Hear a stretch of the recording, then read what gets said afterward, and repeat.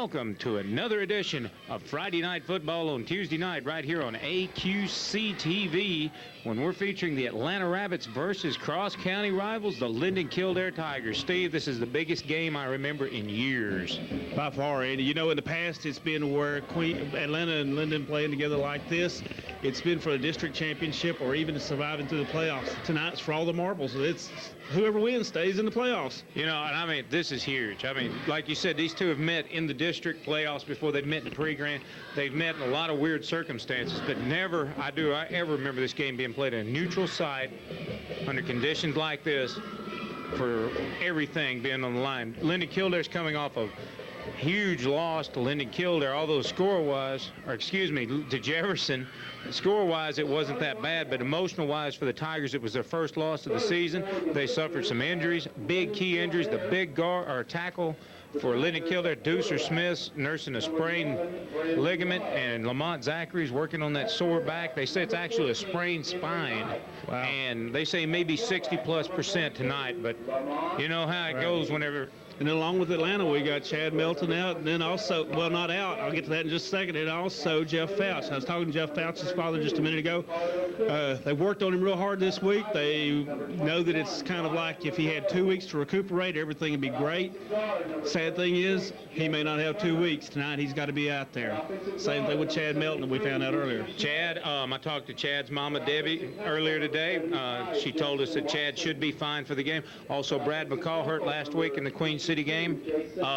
Brad we thought he cracked his ankle during the game, and then come back and find out it was just a bad bruise. He had a little swelling problem early in the week, and that seems to be clear. Brad's supposed to be almost 100% tonight. And you know they had to hurt, but give him a lot of credit for being able to come back like he did. Okay, let's look at changes for tonight.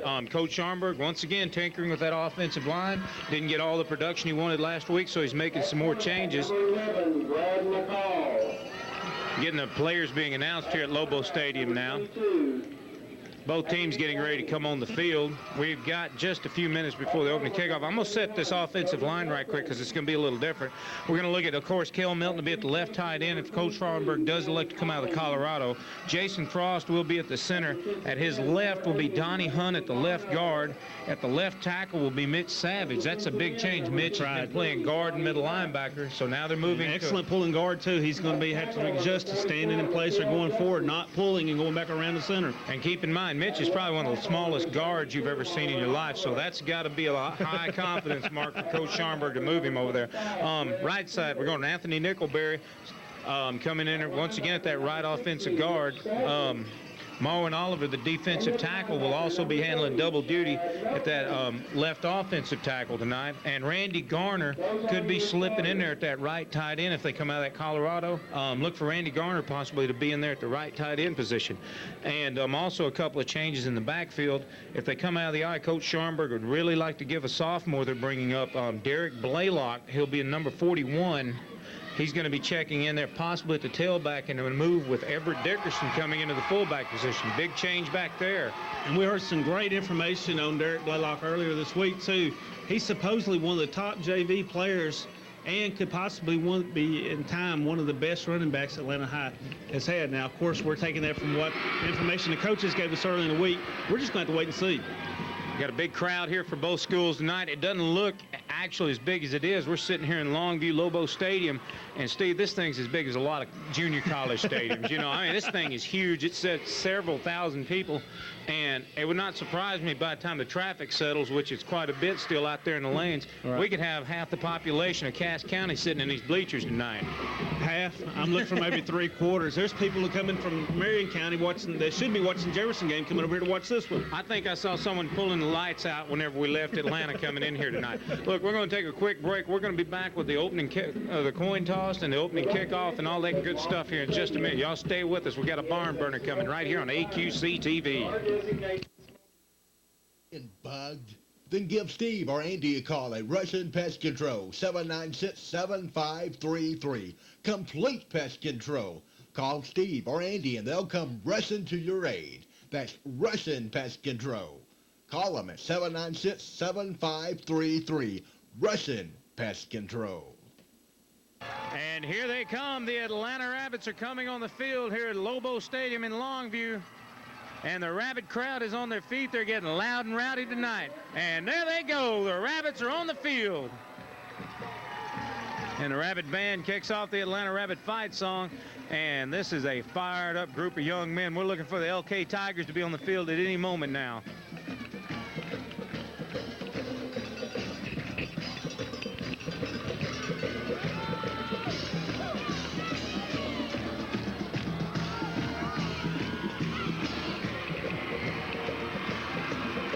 And here comes the LK Tigers from the other end of the field down here, getting ready to bust through their sign.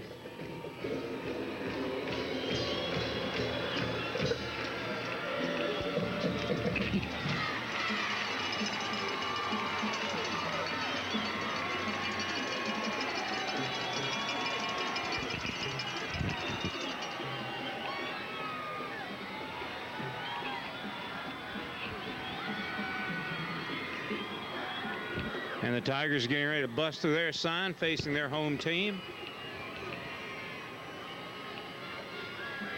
Oh, that's a big bunch of young men out there. I tell you what, Andy, if the architects of the new Rabbit Stadium are having a hard time figuring out what to do, they need to take a field trip with me up here. This is dream time here, Stevie. There's a restroom up here with us. Well, hey, we've got a press box. Listen to that Rabbit crowd. Look at those seats. They're slowly filling up. This is fantastic. That field's in great shape. It is. Boy, after last week, that problem we had. Andy, this isn't confirmed, but I was just talking to two sports writers. There's a possibility that Zachary didn't warm up. That would be a devastating blow to Linden-Kildare, Steve, if they decide to hold him out of this game. Yeah, I'm really wanting our best against their best. I hope he's out there. Yeah, but then again, you know, I was talking to Ronnie Smith last night, Deucer Smith's dad. There go the Tigers busting through, and we're fixing to get this thing on the show on the road. And, you know, we were talking about those young men. Him and Deucer both have so much talent and so much potential in the years down the road, looking at college scholarships and whatever. They really don't want to take a chance on putting them in a game even as big as this is and taking a chance on ruining what could be some good college careers. That's an interesting point, but then Andy also got to realize that pride runs deep, especially when you're talking about a small town. Hey, they're fixing to have the opening kickoff. We'll be back with the coin tosser right after this.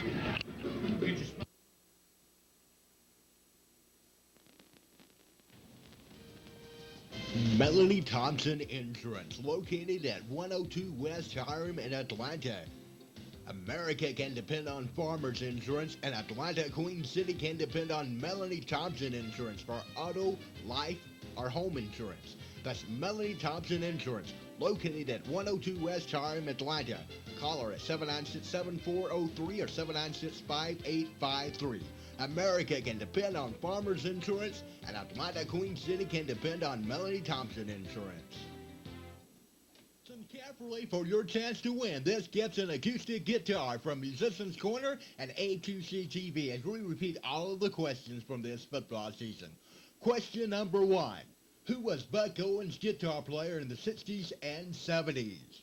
Question number 2. What country legend makes his home in Mount Pleasant, Texas?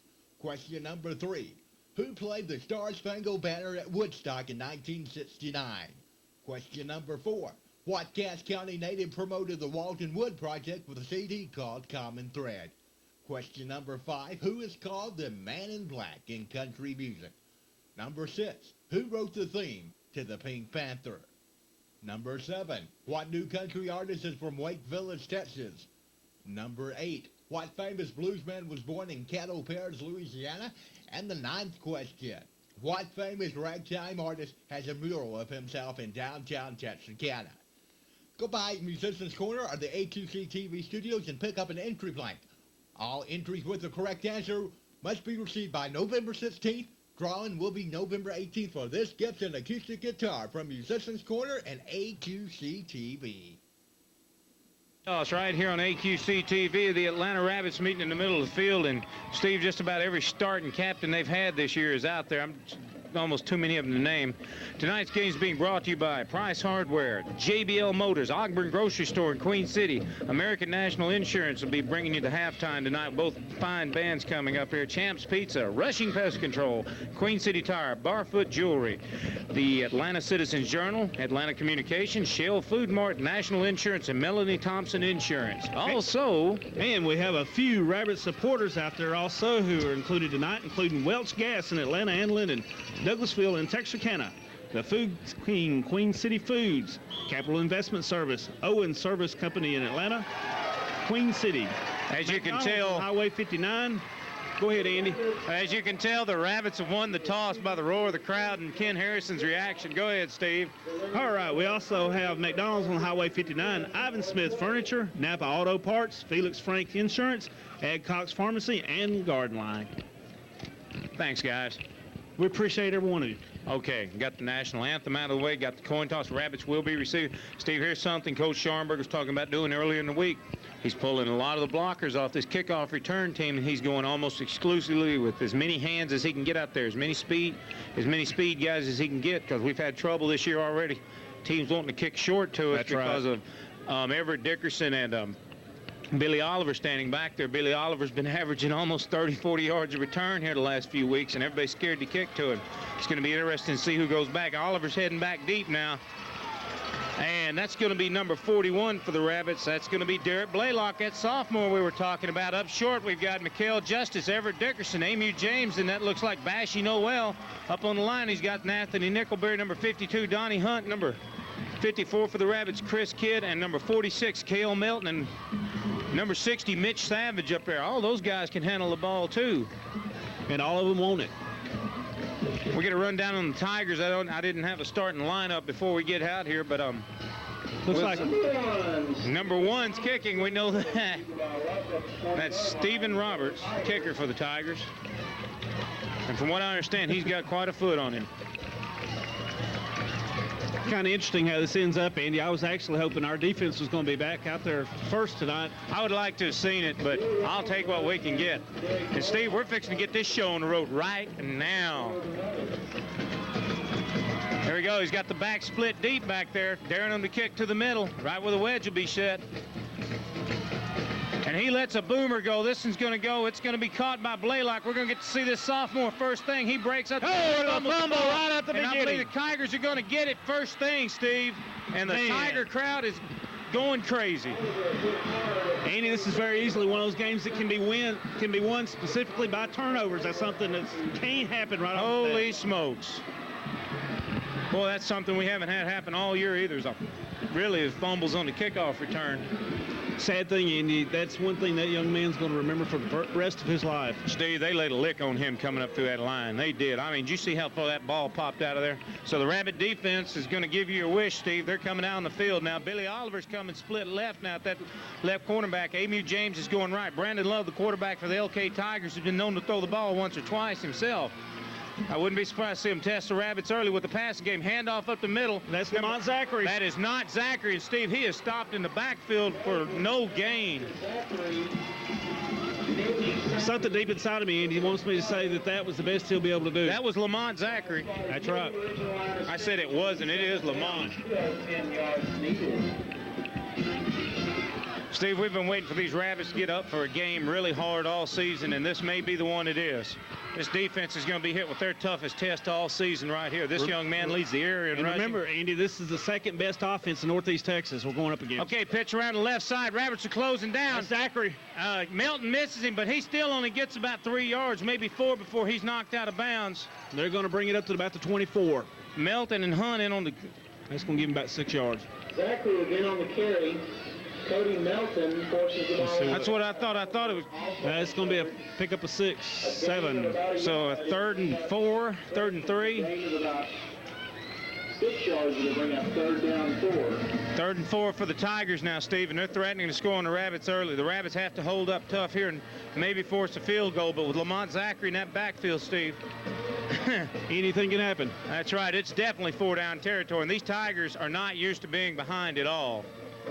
Drop back for Brandon Love, and it's just overthrown. Somebody got, I see a Rabbit helmet knocked out. Steve, that's Mikhail Justice, who's going to be at the heart of that Rabbit line tonight along with Marwin Oliver. Look for Mingo Clay to come in and spell him somewhere. He starts going both ways. So the Rabbits are going to force a 4th down and 4 for the Tigers, and that's a pretty good field goal for anybody. Looks like they're going to go for it. Coach Melton sets the defense now. Defensive setup for the Rabbits. Hunt and Garner on the outside tackles. That's Oliver and Justice on the inside. I said tackles, that's ends for Hunt and Garner. Here we go, 4th down. Fake to Zachary. There's pressure in the back. He's down. Shovel pass. They're calling an incomplete down. flag, a pass, and I thought I saw a flag hit the field, Steve. They did. A flag hit the field. Steve, this gets to see him. I can tell by the jubilation on the other players. I've seen this Rabbit defense playing hard all year, but this is as fired up, I do believe, as I've ever seen them in my life.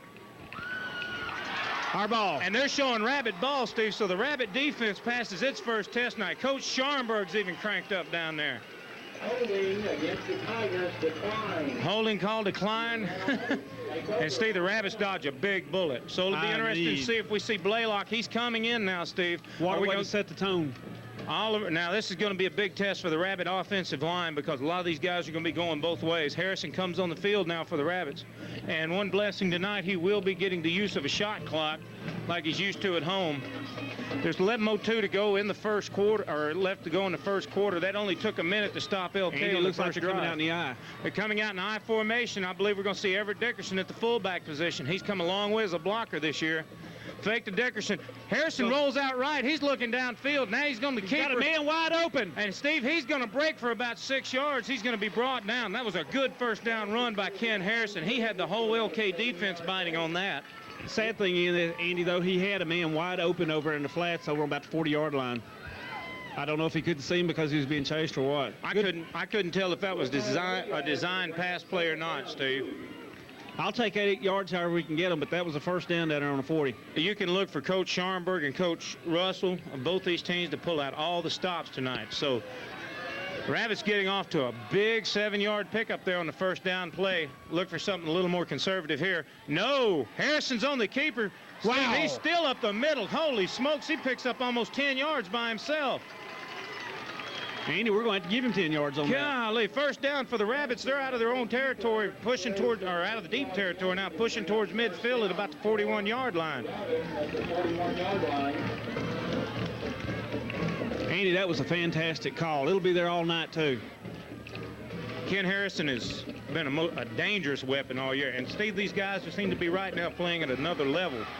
Whether they can keep it up all night, I don't know. Back to the I formation. Oliver splitting the wing. Harrison drops back. Sideline pass to Casey Kidd. Casey's got some run room, Steve. He's got a first down. Andy, that's really got to get the fans fired up.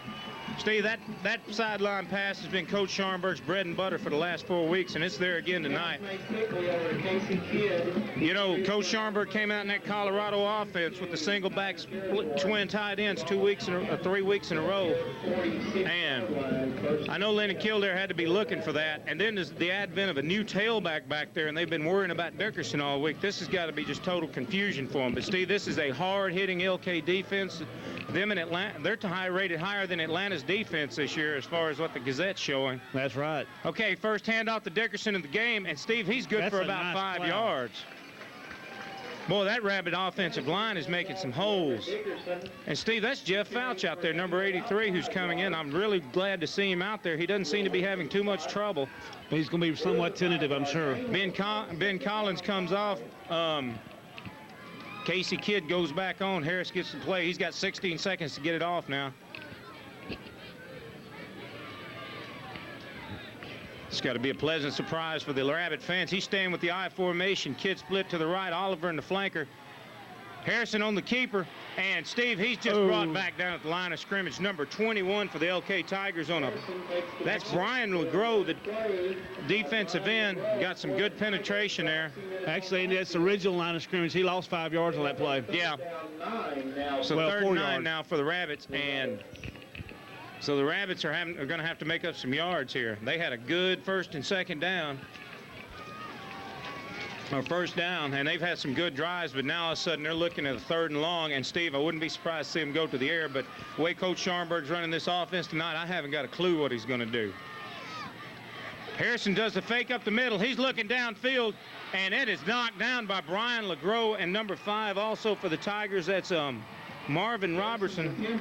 Let's say right. Marvin Robertson did a good job of knocking the ball back in Harrison's face, and the Rabbits will be forced to punt from Andy, just across the 50-yard line. Andy, that is a shame. We had a touchdown waiting for us. Jeff Fouts was wide open down there. Harrison just couldn't get the time in. He had time on the fake the whole time, and now they do a little adjustment on the punt team. Oh, and O'Kelly just booms a beauty. Tigers pull off of it. This may... They're going to have to hurry. Oh, they didn't we get missed it. Steve, he just barely missed having that ball stuck on the 1-yard line. The Tigers are going to get a good break off that punt, pick it up the 20-yard line. And now we've got the opening 2 series away, defense on defense, offense on offense. We've seen what you can do and vice versa. I think the coach is going to settle down. The players are going to settle down. We're going to start seeing a little more coordinated football here. 8:02 to go in the first quarter. Scoreless game. Tigers 1st and 10 from their own 22nd series tonight. And Lamont Zachary, I'm sure, will be getting a call. He is their running game, and Steve, Brandon Love, the quarterback, is going to have to start throwing the ball. They've got twin splits to the left. They're going to test the secondary from first down, it looks like. Man in motion around the right side. Pitch to Zachary, and he may have some running room. There's a hold over there on Melton. And that may be close to a 9-yard pickup, Andy. And I didn't see him call it. I thought for sure they were going to call a holding on the man who grabbed Cody Melton there, because he had Zachary dead to rights, and he was just pulled back. So the Tigers get a break on that play, and it's going to bring up 2nd and inches now. Andy, that was a well-designed pitch play right there. They already had the lead blocker out there. Wasn't anything we could do but recover and make the best of it. They sure did, and also having those 2 twin splits to the left spread the Rabbit secondary thin and way outside. Now they've got trips out, Steve. Zachary, the lone back in the backfield, Melton man-to-man along with the other Rabbit defenders, and hand off to Zachary around the left side. He loses footing. He's going to get the first down and about 2 more. Pickup. And so the Tigers starting to show a little offensive production now. Andy, you starting to smell a little bit here? I've heard nothing but how hurt Zachary was, how hurt Zachary is. He doesn't look like he's hurt to me. No, and Lamont Zachary picked up close to 2,000 yards this season rushing behind this Tiger offensive line, and I am sure that he's looking to add to that total tonight. 7:07 to go in the first quarter, Steve. This is going to be one of those down-in-the-trenches battles where both coaches are going to be pulling out every stop they've got. This is by far the biggest game we've had all season. And for one of them, there is no tomorrow. That's right. Rabbit offense in that stunted 43. Handoff up the middle. Zachary dodges the bullet. He drops the ball after a 5-yard loss. Oliver's there to recover, but can't get to it quite in time. I didn't see who that was. I believe that's Moore, and Oliver got a hand in there and almost stripped the ball from him. Oliver with the right defensive play. Looks like he almost knocks the ball loose. So Tigers driving towards the midfield mark now. Bring up close to 2nd and 5. 2nd and 4, however you want. 2nd and 4. 2nd down, about 4 needed for first. He agreed with us. Rabbit defense secondary now. Emu James and Billy Oliver at the corners. Ben Collins back there at that safety. Pitch left to Lamont Zachary. And Steve, he can't keep his footing back there tonight. That's the 3rd or 4th time I've seen him fall down. And that's going to hurt. That's going to lost about 3 there. That's right. That's going to bring up a 3rd and 7 or so now. 3rd and 6. 39-yard line. From about the 39-yard line of the Tigers. 1 yard loss on that. Yeah, I hate. So 3rd and 5 they're showing now. And so big play for the Tiger offense now. Rabbits had a good string of 2nd and 3rd down productions there on their last series.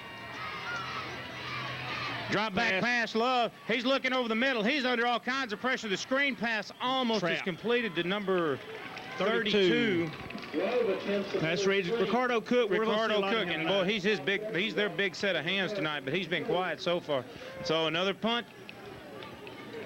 So we get to see the Tiger kicker, Stephen Robertson, come back out and handle the punting chores now. I say Robertson. I don't know who's going to be punting.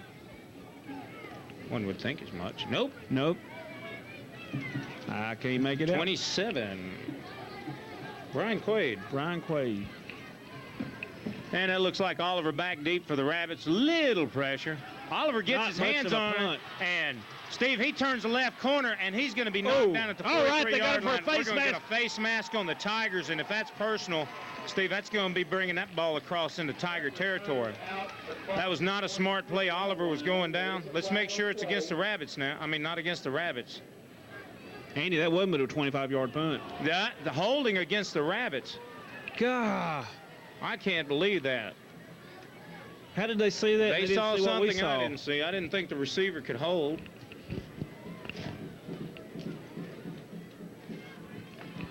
So take 10 off that one. And the Rabbits are going to pick it up 1st and 10 from their own 38-yard line. And Ken Harrison and the Rabbit offense going to be called on once again. There are some licks being laid down there on that field. Both of these teams are playing their hearts out here. Andy, we're back to spot you ball. We'll spot you 10 and try to go after it. One thing Coach Scharnberg can't afford is the penalties tonight. Linden-Kildare is a very well-disciplined team. They are not going to play the penalty game with the Rabbits. That's right. Up the middle now. This is Blaylock, Steve. He's good for 3 before he's brought down. Nice little cut and move back to the right to bring in an extra yard or so before he's brought down. And I'm sure Coach Scharnberg's going to try the bread and butter off this all night. About a 4-yard pickup there, Andy. Holy smokes. Carries out across the 42. He's right there in front of me, and I didn't see him get that many at him, but he did. That's actually a different number besides 34 and 12. We're not used to that. Blaylock, the sophomore from the JV. Coach Scharnberg brought him up, said he's a really exciting tailback to watch. I mean, back to the eye, Andy. Back to the eye. It must have been to get him back in the eye. Blaylock breaks. Steve, he's going to get a first down, but we got a probably penalty. going to get a penalty on the Rabbits. It's going to be a downfield clip or something like that, and it's probably going to take them all those nice yards back, and we're used to it. They're talking to the Tigers now, and boy, Steve, we had a good couple of series holding on the Rabbits. Golly. And we cannot be having that. These kids cannot keep playing at this level just to lose the yards. Well, it's like Coach Scharnberg said last week, though. Everybody's holding. How come we're the only ones that ever get called for it? That's an that is a good observation. Now, I know he wasn't whining when he said that. I know that's got to be the truth. So we're going to have a 2nd and 11 now, or 2nd and 10 for the Rabbits, where it should have been a 1st and 10 off a beautiful run by Blaylock. Blaylock's coming off the field now, and Casey Kidd's checking in. Look to see that Colorado come in there and come with that run and shoot set of receivers in there. We got Jeff Fouts playing hurt out there, but Kill Melton's got a good set of hands, and he could be called on to catch the ball. 2nd and 9, I called it 2nd and 10. They must have called that from the point of infraction, Steve. That's the Twin splits to the left plus the tight end, Steve. They're flooding the zone over there. Fake to Dickerson up the middle. Good block Harrison by picks Dickerson. up a good block, and it's caught. First down. On a big first down for the Rabbits by number 20. Bashi Noel. Did a good job of breaking into the zone over the Tigers. And Steve, the Rabbits are in Tiger territory for the 3rd time this series. And it's a 1st and 10 from just a hair over the 45-yard line, make it to 46. And we got 4:07 to go in the first quarter. And Steve, if the Rabbit offense will stop shooting themselves in the foot, they will be moving this ball at will in this Tiger defense. That's right, Andy. They have not had any trouble moving the ball except for penalties. And that one good stop they made on Harrison back there on that first series. Handoff up the middle to Everett. Everett bulls for about 2 before he's brought down. And, boy, he's a marked man out there. We got to keep waiting and see. We got to keep doing that play, Andy, so we can see if something opens up for us. That's right. I'm sure they're going to stay with the I formation. Coach Scharnberg said he wanted to go to the Colorado because he was so predictable running to his tight ends. And we're going to see if he stays with that philosophy now that he's back in the I formation. But the Colorado paid dividends, or as he calls it, the single back set. Hey, we're coming back to it again. We've got twin splits to the right. Oliver's down in that flanker. Pitch to the right to Blaylock. Man, has he got a room, but look at that holding. And there, yeah, look at that holding there. There's another flag, Andy. Oh, Stephen, that was a 9-yard pickup for Blaylock. We're just naturally reacting to it's got to be against the Rabbits. That's the way it's been all year. And Blaylock goes up to find out what's going on, but the Rabbits are backing up. Blaylock's not used to this, obvious. Looks like it's going to go against the Procedure call against the Rabbits. Now, how do you get a procedure call? Well, I think they explained that to you one time. I think the flag was actually thrown before the play started, but No whistles. I can't remember how he explained that. I can't. Oh, well, whatever. Well, it occurs at the time the referee thinks it, not Yeah. the time he throws the flag. I understand. Hey, Keith Jackson explained it that way. But it's a good Blaylock made good use of that running. Blaylock seems to have a little more quickness and speed around the outsides than Everett Dickerson. And Steve, if they continue to go with this Colorado offense like that and flooding those right side zone, he's going to have running room all night long. Harrison's backed up on a second and about Procedure penalty brings up a second down, 13. About 13-yard lines are saying, or 13 yards to go. Twin splits. Harrison stunts over the middle to Fouch, and Steve Fouch is going to get every bit of it back in a first down, and the Tigers can't believe there's not a penalty on this play. I can't believe there's not a penalty on this play. Boy, and the Rabbit crowd is on their feet. Steve, that's about the 5th first down from that same line of scrimmage mark. The Tigers, the Rabbits have got to stop shooting themselves in the foot because they are just moving this ball at will on this Tiger defense right now. Andy, I don't know how much that we can attribute to nerves. I'm sure a lot of it is, and like we said, Coach Sharmer is constantly tinkering with that offensive line, and it's going to make people jump being in strange positions. Procedure call against the Rabbits. Noel coming in motion around the right side. Steve, I think the shot clocks are messed up. We're showing 27 seconds and no ticks, and that's where it's been. And since it's a 25-second clock, well, that's an IUL rule, not a UIL rule. Oh, yeah. 2:40 to go in the first quarter. Man, have we seen some offense tonight. The Rabbit offense is producing like they haven't produced all year. And they just keep marking their own yards back off. Hey, if we hold on to the ball, though, that's fine. That's true. That's one thing, though. The Rabbits have done a good job of hanging on the ball all year. Everett Dickerson, who when he was a sophomore, I remember, was kamikaze. He's either going to fumble it or score with it, but he has been so sure-handed this year. All right. Blaylock around that right side, Stephen. He loses footing out there. Boy, we had some good rain this week, and this field seemed to have drained all right, but we're seeing chunks of sod being brought up by these big tailbacks. That's just sod moving. Footing over on the right side. And we're going to... He got all of the 2 yards. Hey, Mayor got 2. All of 1. Second and 15, 14, somewhere around in there. And the Rabbits, well, they're back to where they started. Well, it's a nice night for football. It's about 50 degrees out here, clear skies. The field's dried off enough where it's just not trashy. We can ask for better weather. Huge crowd out here tonight. Drop back. Harrison's looking over the middle. Steve, he's going for the whole thing, and it's going to be a dogfight in the end zone. And was that Casey Kidd or Billy Oliver down there? Just barely got nudged out of that play. Boy, that was a guts call by Coach Scharnberg, Steve. He was looking for the whole thing, and it was their great coverage by the Linden-Kildare cornerback going one-on-one with Oliver. He had a good head start. Andy, I can't tell, but I believe that was Lamont Zachary. It sure was. That was Lamont Zachary breaking that play up. That was a good play. I said, Billy, I believe that's going to be Casey coming off the field that was responsible for that. Could you tell? I couldn't tell at all. Whichever one of you guys it was a good play, okay? It was Casey. Okay, Casey, good play. Sorry. I know these guys like to get together on Tuesday nights and watch these games, so I try not to mess them up too much. Ben Collins split to the left now. I believe that's going to be Billy with him. Harrison drops back. He's under all kinds of pressure, Steve, and they're not going to let him go. And he's going to be dropped back almost a midfield mark, and what looked to be promising is now going to be a 4th and about 30, and the Rabbits are going to be forced to punt with 1:23 to go in the first quarter. Where in the world was our blocking at? 2 guys were standing back there on Harrison before he could bat an eyeball. And, Steve, the pass was there, the play was there. He can't take that kind of abuse. He really got over on that because they didn't just rip his skull off. Good snap. Nice punt. This one's going to go a little shorter. I don't know if Zachary's going to handle it or not. No, roll it out of bounds at just about the 10-yard line. 12-yard line there.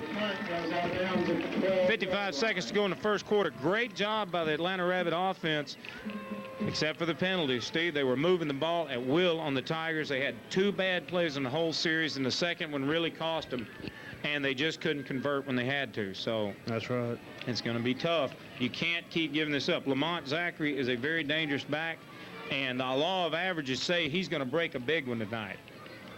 And they say that if he ever gets 2 or 3 steps in your secondary, it's over. Nobody's going to catch him. And I'm not really sure how hurt he is tonight either. After watching the way he went back in that secondary, he's not hurt. The way these 2 teams are constantly going at each other, there's no telling how much Deucer out there yet? Deucer is playing. Zachary's got the break. Justice just missed him in the backfield, but my goodness, golly, Mr. Melton Mr. Chad, I was hurt Milton. Actually, it is Cody. And it is Cody Milton. I said Mr. Chad. Cody was sick this week, too. Good job, Cody. Man, he lit him up back there. Mikael Justice just barely missed bringing him down from that tackle position. So the Rabbit defense being tested tonight and holding up well. Everybody wondered how the defense would hold up against a tailback of Zachary's caliber, and so far here in the first quarter they've done a stellar job. 20 seconds to go. They're going to get one more play off. There's twin splits to the right, one man to the left, single back in the backfield. That's Zachary. The Rabbit offense or defensive back secondary is spread thin. Handoff right up the middle. Zachary's going to go around. He's going nowhere. He's going to be drugged down. That was just a great play. Is that Randy Garner? I can't tell. Yeah, Randy Garner. Great play by Randy Garner to get his hands on him there and just grab those shoulder pads. And that's the end of the first quarter. And Steve, these Rabbit fans are on their feet and they're cranked up. Check them out. Let's take a break. You're watching Rabbit football right here on AQC TV. Champs Pizza, located at the corner of Highway 59 and 96 in Queen City. Champs is the place to go for great pizza and fun. Every Monday and Tuesday night, go by for the Champs Pizza and AQC TV pizza party beginning at 6 p.m. Watch the official broadcast of Queen City Bulldogs football on Monday, followed by Monday Night Football. On Tuesday night, watch the broadcast of Atlanta Rabbits football, all on their new 27-inch stereo TV. Order any large one-topping pizza for $5 from 6 p.m. till closing. Plus free pool from 5 to 6 on Monday and Tuesday, and from 6 till 7 on Friday. Champs also has a lunch buffet Sunday through Friday from 12 till 2 for only $2.99. Stop by Champs Pizza, located at the corners of Highway 59 and 96 in Queen City.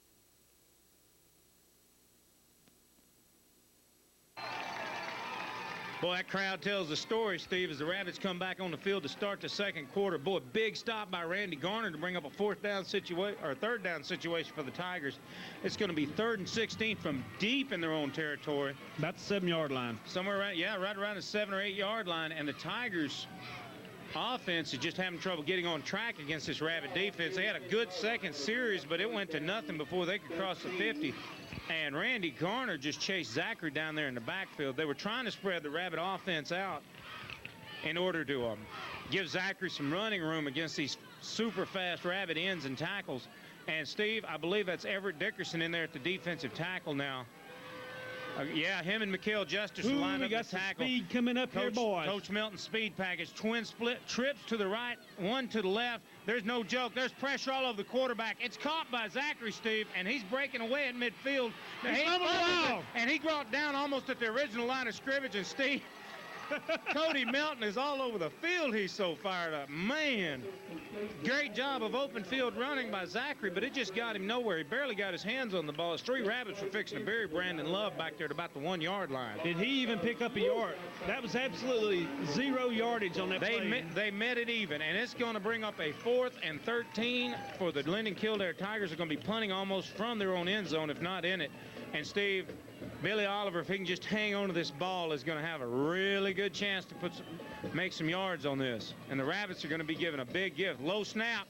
There was a hole bad back there. Too. All kinds of miscues on the Tiger offense. That's a shame. Golly, did you see AMU catch that kick? Steve, it's going to be against the Tigers. They grabbed a couple of our players by the shoulder pads and threw them down back there. I don't think we can decline it, though. Now, let's see now. That may end up being roughing the kicker. I'm not calling nothing here. I'm just calling what I saw.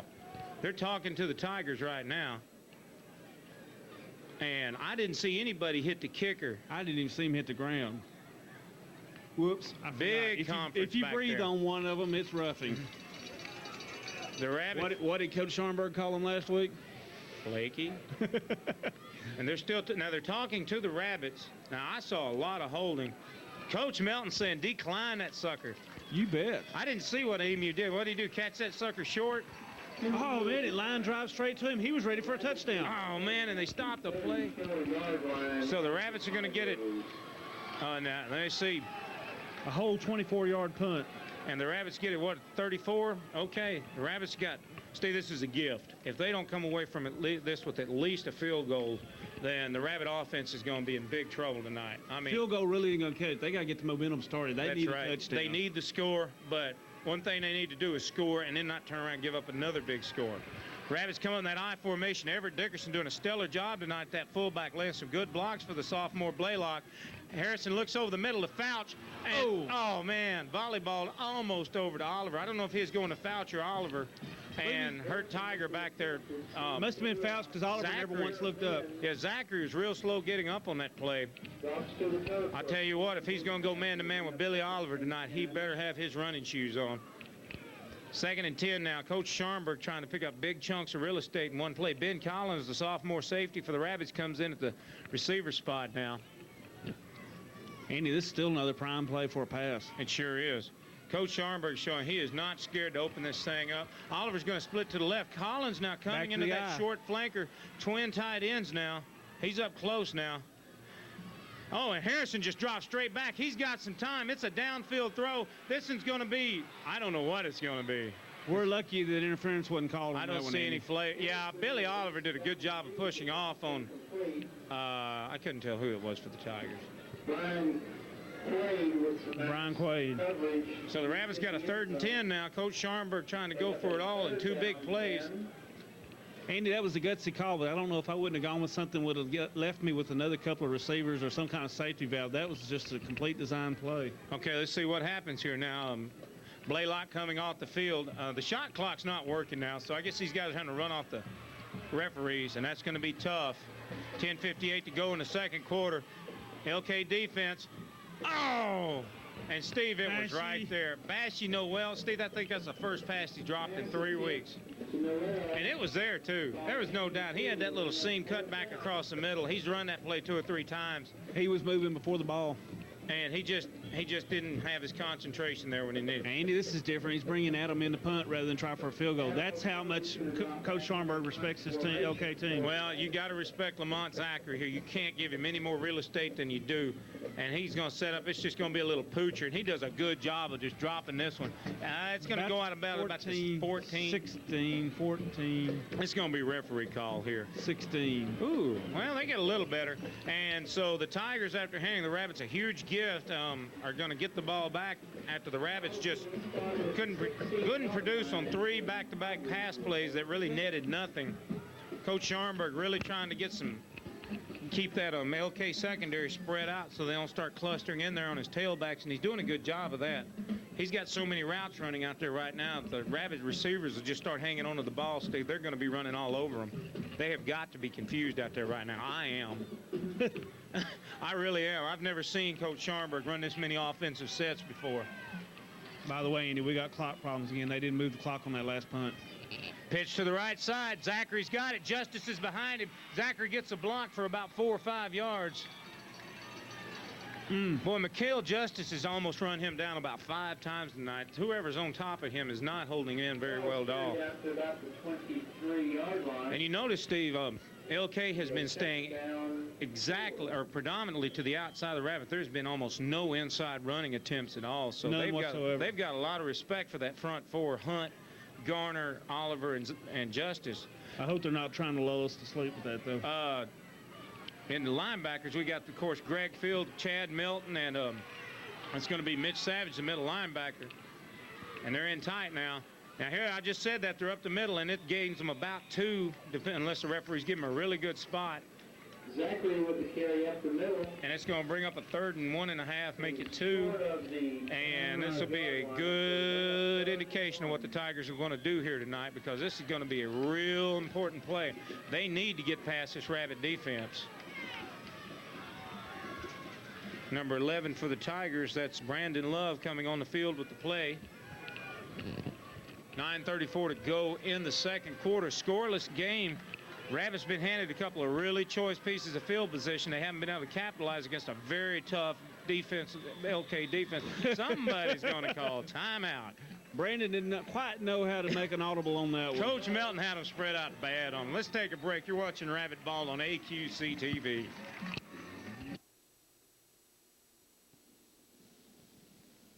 No matter what the job, the lightweight, rugged 025 chainsaw from Steel will please everyone.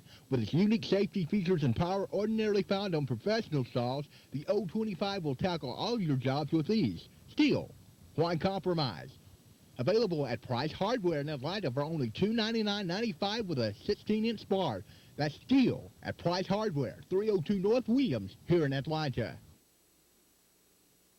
A little LK timeout, stopping play for a few moments. 9:22 to go in the second quarter of a very, very big game.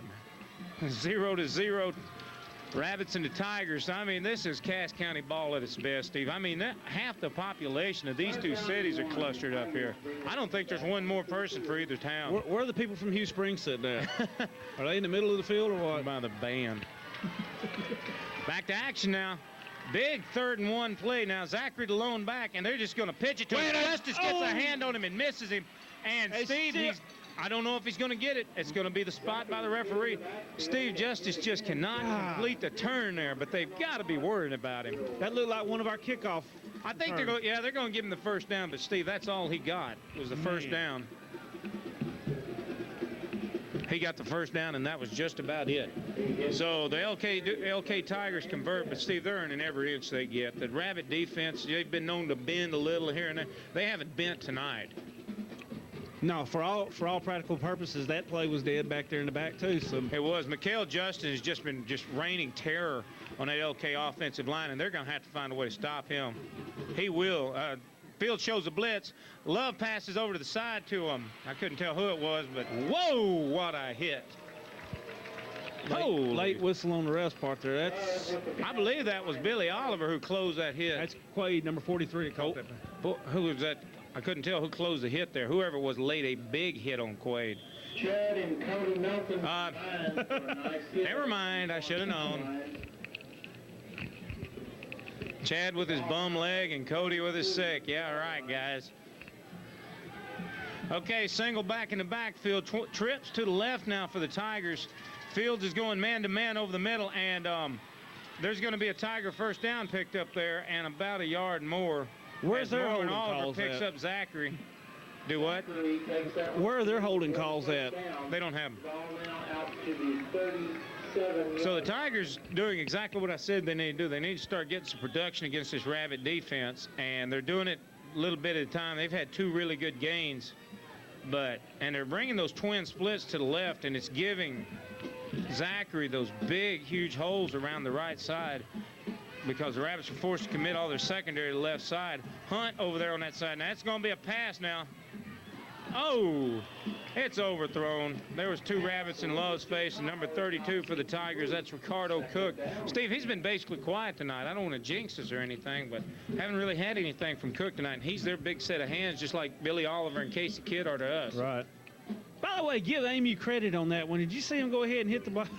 He did a good job of going and closing out the play, something they wanted him to do all year, and he's gotten better at it. Last week was really Amy's best game, scoring that crucial touchdown for the Rabbits there against Queen City. And if it hadn't been for Amy's touchdown, that would have been a tie ball game. Justice getting ready to come in here now. Yes! Mikhail lost his helmet. He's still making the tackle, Steve. Golly. Game ball to Mikhail Justice. He made the hit in there. He crawled right over top of that LK guard, jumped right on top. Crawled right over the top of the guard, grabs Zachary, hangs on to him, helmet flies off, and Justice still rides him down like a rodeo. Good play, Mikhail. Lost about 2 yards on that play there, ain't it? Now that is just cold blood. That's twice I've seen his helmet come off tonight. They need to get that headgear adjusted. There's no sense in that. But that was a great play by Mikhail. He's faster than his helmet. I'm telling you, the young man is just unbelievable. I knew he was going to start causing trouble. It's 3rd and 11 now. Drop back pass. Love's in the backfield. And Steve Dickerson. I didn't even see him sneak him in there. And that's exactly what I said I was saying he had to do all week was get Dickerson in there at that defensive tackle to scare him. And Brandon Love is dropped for the biggest loss of the game just about. He never even stood a chance against that tailback. Golly. Holy smokes, what a shot by Everett Dickerson. That was a 9-yard loss there, Andy. Steve, there is some college watching him right now, just got defensive tackle or end written all over him. You can only hope. Unreal. So the Tigers doing like the Rabbits, showing moments of glimmer. Field closes. Another bad punt. Get out of the way. And Kyle Melton returns, makes a good catch right at the 50-yard line. Ryan Clay with the punt. 24-yard punt. Kel Melton doing a good job there at the 50-yard line of bringing that one in. And so the Rabbits split the difference right there at midfield. And, Steve, I look for Coach Scharnberg to keep throwing it. 6:02 to go in the first half. Scoreless game. I'm sure Coach Scharnberg's plan right now is to just keep that ball in the air, get them routes going, and run these Tigers into the ground. They've got a possibly injured Lamont Zachary going both ways. And I know they want to match him up with our receivers as many times as they can to just make him run and run and run. Is that Everett Dickerson over in the flanker? It is. And there's all kinds of confusion on the field. I don't know what's going on. Well, Everett lined up in the wrong spot. I don't know. The referees are going over to talk to the LK coach who's not happy about the ball spot or something. That was Harrison looked shotgun there for a second. You know, Andy, I laughed last week when the LK scouts said that they didn't have any type of kicking game, but you know, he's right. They haven't had a punt over 26 yards yet. I thought they had somebody could kick a field goal. I guess I thought wrong. Well, they said that they've even had problems with extra points this year. Love and Zach are getting more than a workout back here in this LK secondary, Steve, and they have got to hold the line all night against Billy Oliver and Casey Kidd and Ben Collins. I'm for working on that all we can. And Ken Harrison is going to give them everything. They got Blaylock in the backfield. Dickerson getting a good block downfield. Steve, look at him go. Hey! And the number 43 for the Tigers. Lance Byram was the last man. 23-yard pickup on the play, Andy. Steve, that's the best run we've had all year by Rabbit tailback. Next to those two Mikael Justice had earlier in the season.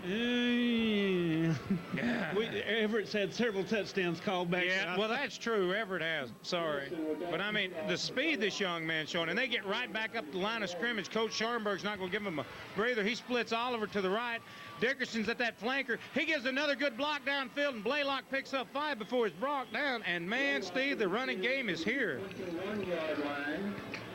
Man, Stevie's got Blaylock sitting back there in a lone offensive back. Everett Dickerson is coming over to that flanker in place of Billy Oliver, and he's getting 2 split outs to give him some cover downfield. And, Steve, they're getting 6, 7, 10 yards at a run. Well, they've caught Linden off guard. They got some tired Linden guys out there. I see a lot of dirty jerseys already. We knew if we had any plus going into this game with this massive LK team, it was going to be the speed. And Zachary and Love are a little confused back there in the secondary now. Harrison holds the count. Dickerson takes the ball up the middle. First down for the Rabbits. Good run by Everett. They were not looking for that, as all of them were standing there just king on number 41. It was Harrison on the first series. Then Everett got some good runs. Then we went to the pass, and now it's Blaylock, and now it's Dickerson, and they just don't know who to look at. And, Steve, the Rabbits are closing in definite scoring territory now. It's 1st and 10 from the 15, and this Rabbit team is just cranked up. The cheerleaders are down here on the track getting Shot going. clock's working. Shot clock's working now. Harrison needs to get the ball off. I formation. Dickerson keeps the ball for another 5-yard game. He flew for 5 yards. Golly.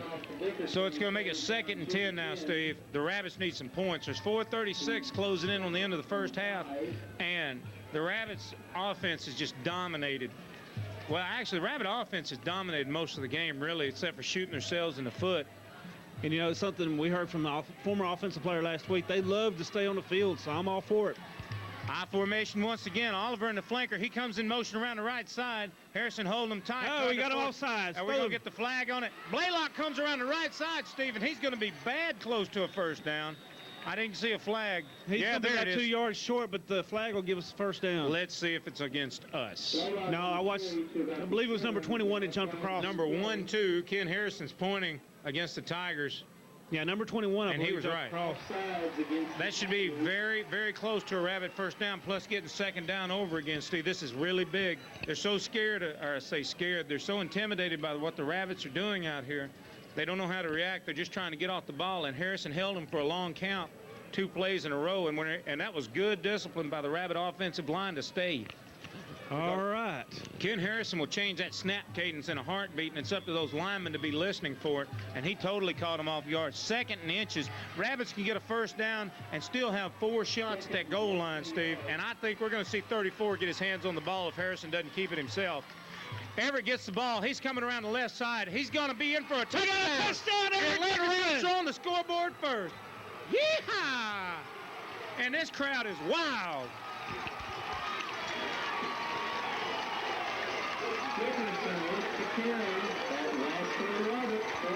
Everett Dickerson. Man, that's what he's been needing all year. Fantastic play by Everett. Steve, that was all Everett, too, because they had him stopped twice back there in the backfield as he come around that left side. He just found the center of gravity and went on with it. And, I mean, they couldn't handle a 200-pound tailback or fullback. Okay, O'Kelly up for his first field goal attempt, or PAT. Bobbled snap, Steve. I don't know if this is going to be good. It's good. It's good. The Rabbits are up 7-0. There's 3:20 to go in the 3:50 to go in the first quarter or second quarter, first half. You're watching Rabbit football right here on AQC TV. Y'all stay with us now. It's going to be a good one. Close to the TV. And let me let you in on one of the best kept secrets in Cass County. The best lunch is at Ogburns Grocery, Farm to Market Road 74 in Queen City. Lunch is served daily from 11 to 2. So come on by and find out one of the best kept secrets in Cass County. Ogburns Grocery, Farm to Market Road 74. They're Bulldog proud in Queen City. Rabbit cheerleaders just asking if anybody for the Rabbits would stand up and holler, and they did. 3:50 to go in the first half. The Rabbits up with their first score, the first score, in fact, of the evening, 7-0 over the LK Tigers. And, Steve, that was a textbook drive by the Atlanta Rabbits. They got the ball at the 50-yard line and methodically marched that ball downfield with some of the best ball handling we've seen all year by Rabbit backfield, plus some great blocking by that revamped offensive line as Coach Scharnberg. Everett Dickerson did a fantastic job the 2 or 3 times he came out of that flanker position of going downfield, finding a block, and just taking the man completely out of the play. And whenever he did that, that just shut down any chance they had of stopping him at the line of scrimmage. But not only that, Andy, usually most touchdowns we've had this year, Everett's been the backbone, and then they've gotten down to touchdown territory, and he hasn't had a chance to score. This time, it was other guys, and then he got the TD. And he deserved it. Give good credit to Casey Kidd, Billy Oliver, Ben Collins, and the rest of those Rabbit wide receivers. Amy James and them been coming out there doing some good job, doing a very good job of blocking downfield. This is O'Kelly's first kick. It's going to go short at about the 20-something yard line. Back to the 10. And it's bobbled by number 9 back there at about the 10. And he's going to be stacked up at the 22-yard line. Number 9, Bryant Allen, juggling the ball. That was a really nasty kick O'Kelly let fly there. That thing was spinning so hard, had so much backspin on it, I was really worried if he was going to be able to handle it or not. So Rabbit defense getting a chance here to come back on and do some more damage to the Tiger offense. I think they like being on the side of the field. Steve, I'm going to make mention these 2 young men. I mean, all this defense is doing good, but Chad and Cody Melton have been zeroing in on Lamont Zachary all night. Almost like they were both spies. Oliver back into the guard instead of Dickerson down, or tackle. Over the middle pass, and Steve, this could be bad news for the Rabbits. Number 32. He was over all by. Ricardo Cook just ran right over the top of Billy Oliver. And Billy just caught kind of napping there, and it was a big first down for the Tigers, plus he got out of bounds. The Tigers definitely, the way this defense has been playing, will have to be looking at the clock now if they're going to try and go to the scoreboard for the half's over. But we know they're a quick strike offense. We know that Lamont Zachary can bust one anytime he gets his hands on it. Ricardo Cook and Brandon Love, one of the most lethal passing combinations in the district, right behind Harrison and Oliver. So this thing is still... Whoa, good stop. That had to have been Oliver and Justice. Big Donnie Hunt. Number 63, Adam There's Kennedy. a Melton in there. Number 53, Donnie Hunt in there with a good stop. Mikael Justice, Marwin Oliver. I saw him. That's Cale, right? Right. Chad Melton. Sorry, guys. I got to take that back. I thought I saw 63. Okay, well, look at here. Now, here's a big switch. Ken Harrison is coming in for Ben Collins back there at the free safety. Billy Oliver's playing that safety, or that corner, or safety cornerback way on to the left. Amy James coming to the right. And it's going to be second and just about 10 yards for the Tigers. Make it 11. And they're trying to dump her over the middle. Randy Garner almost just, and Mikael Justice. Mikael Justice was all over Brandon Love, Steve. I mean, he didn't have a chance. 3rd and 11 now for the Tigers, Steve, and they need this bad. Is that Randy? I'm glad you're a junior Garner. 34 4. Everett Dickerson is stepping on the field now. He's going to be moving in there for Marvin Oliver at that left defensive tackle as they're going to try and get a serious pass rush. He was very successful with that little Tigers' last possession as Love never got a chance to get the ball off. Everett ran him down from behind, dropped him for a huge loss. Here goes dive play up the middle to Zachary, and Steve, nobody bit. Nobody bit. He picked the cameraman bit, excuse me. The cameraman did bite on the play. Zachary went up the middle. Randy Garner did a good job of catching that draw play, but Mikael Justice has to be given credit for chasing Love down even though he didn't have the ball. Steve, he has just lived back there in the backfield with Love tonight. They've got to be sick of those double fours coming back there. 2:20 to go in the first quarter. Tigers not producing really anything except that one good pass play, and they're forced to punt plays. And, of course, Billy Oliver back there to receive it. Fake, and Steve, that was just no contest. Marvin Oliver all over the quarterback before he could even get his hands on it. Holy smokes. Can I say it? Psych! Holy cow, this rabbit off it. Look at Billy Oliver, Marvin Oliver there at center field. And they're just so cranked up, it's unreal, man. I know I keep using that, but the Rabbit defense has just swarmed this highly rated LK offense, and I'm sure Coach Russell is going to come out here and go in at halftime and make some big adjustments. Rabbits having to get up to the line quick. Twin splits to the right. Everett Dickerson in that flanker once again. Blaylock dives for 3 before he's brought down. Make it 4. Good play as we get under 2 minutes here, and the Rabbits are desperately trying to get another 7 points on the board. And we're going to get a timeout call by the Atlanta Rabbits. They were so fired up after that big turnover, they didn't really get on the field in time. So we're going to take a break. We'll be back with the last 2 minutes right after this on AQC TV. For Cooper Tires, go by Queen City Tire in Queen City.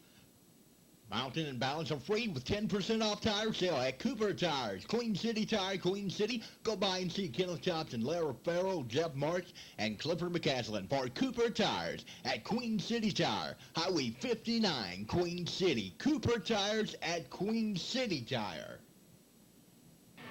Rabbits back on the field now after calling a timeout. Coach Schoenberg wanting to settle things down after the big turnover. Tigers tried the fake punt. Randy Garner just didn't bite, neither did Marvin Oliver, and they took him down right there. And the Rabbits got a big play. Got the ball back to the 40-yard line. Good first down play for 5. And single back offense. Billy Oliver comes in left now in this Colorado. Comes in motion now. Harrison drops back. He's got Everett Dickerson back there for cover. He's throwing this thing downfield, Steve. This could be caught. It is. Oh, no. Man. Steve, I don't know how excuse me, is that Casey Kidd? I said Oliver. I don't know how he missed that. I thought it went right in his hands. Oh. Right into double coverage, man. It was beautiful. It was a good gutsy call by Coach Scharnberg. And it's going to bring up a 3rd and 5.5 now for the Rabbits. Make it 6. That was an in and out play. In his hands and out of them. Oh, well. Coach Scharnberg is doing what he started out the game doing, in that spreading that Tiger secondary thin, forcing them to react to the ball and to the players instead of trying to second guess him. Dickerson in the fullback position in the I, twin splits, Blaylock in the backfield. Thought it'd be an interesting call. Shuttle pass over to Harrison. Middle. Harrison looking downfield. Run! No, he's going to overthrow him. I saw that coming. Steve, he did a good job of pump faking the whole LK defense. He just overthrew Billy. Billy had more than 3 steps on. I believe that's going to be Zachary and Love there coming in trying to handle him. I only saw for a quick second, though, Andy. Billy got a slow start right off the scrimmage. That might have cut that timing play down a little bit. It probably did. That was Lamont Zachary and number 31 for the Kudos there. to Coach Scharnberg for going ahead and punting instead of going for a field goal. Steve, they're having their hands full back here with this Tiger secondary. I said everybody, why? It's probably Ricardo. Little pooch kick now by O'Kelly. Steve, he's getting this down to science. This is going to be bad news for the Tigers. 1 yard line. 1 yard line. Way to go, Cody. Cody and Chad, well, the whole defense. All 3 Meltons down there to recover it. I'm going to miss those 2 young men. They have been just there. Can you say safety? Steve, that would just that would be bad for the Tigers. It would be great for the Rabbits. The Tigers need to find a way out of this. They've got the man Lamont Zachary to do it. He hadn't really been able to get on track against the Tigers. I mean, against this Rabbit offense very well at all tonight. He's had a couple of nice runs, and Ricardo Cook's had a couple of good receptions. I wouldn't be surprised to see Coach Russell with these trips coming out. Twins to the left, single to the right. Maybe just try and air this thing out. They've got the line to hold it. No. He fumbled it. He didn't fumble it. It was just a slip ball or something, but the quarterback tries to keep it, and he maybe got a half a yard. And timeout called by the Tigers with about a minute 23 to go in the first half. Rabbit band coming on, the Tiger band and the Rabbit band's getting ready to perform at halftime. We'll take a quick break, and we'll be back with more football right here on AQC TV.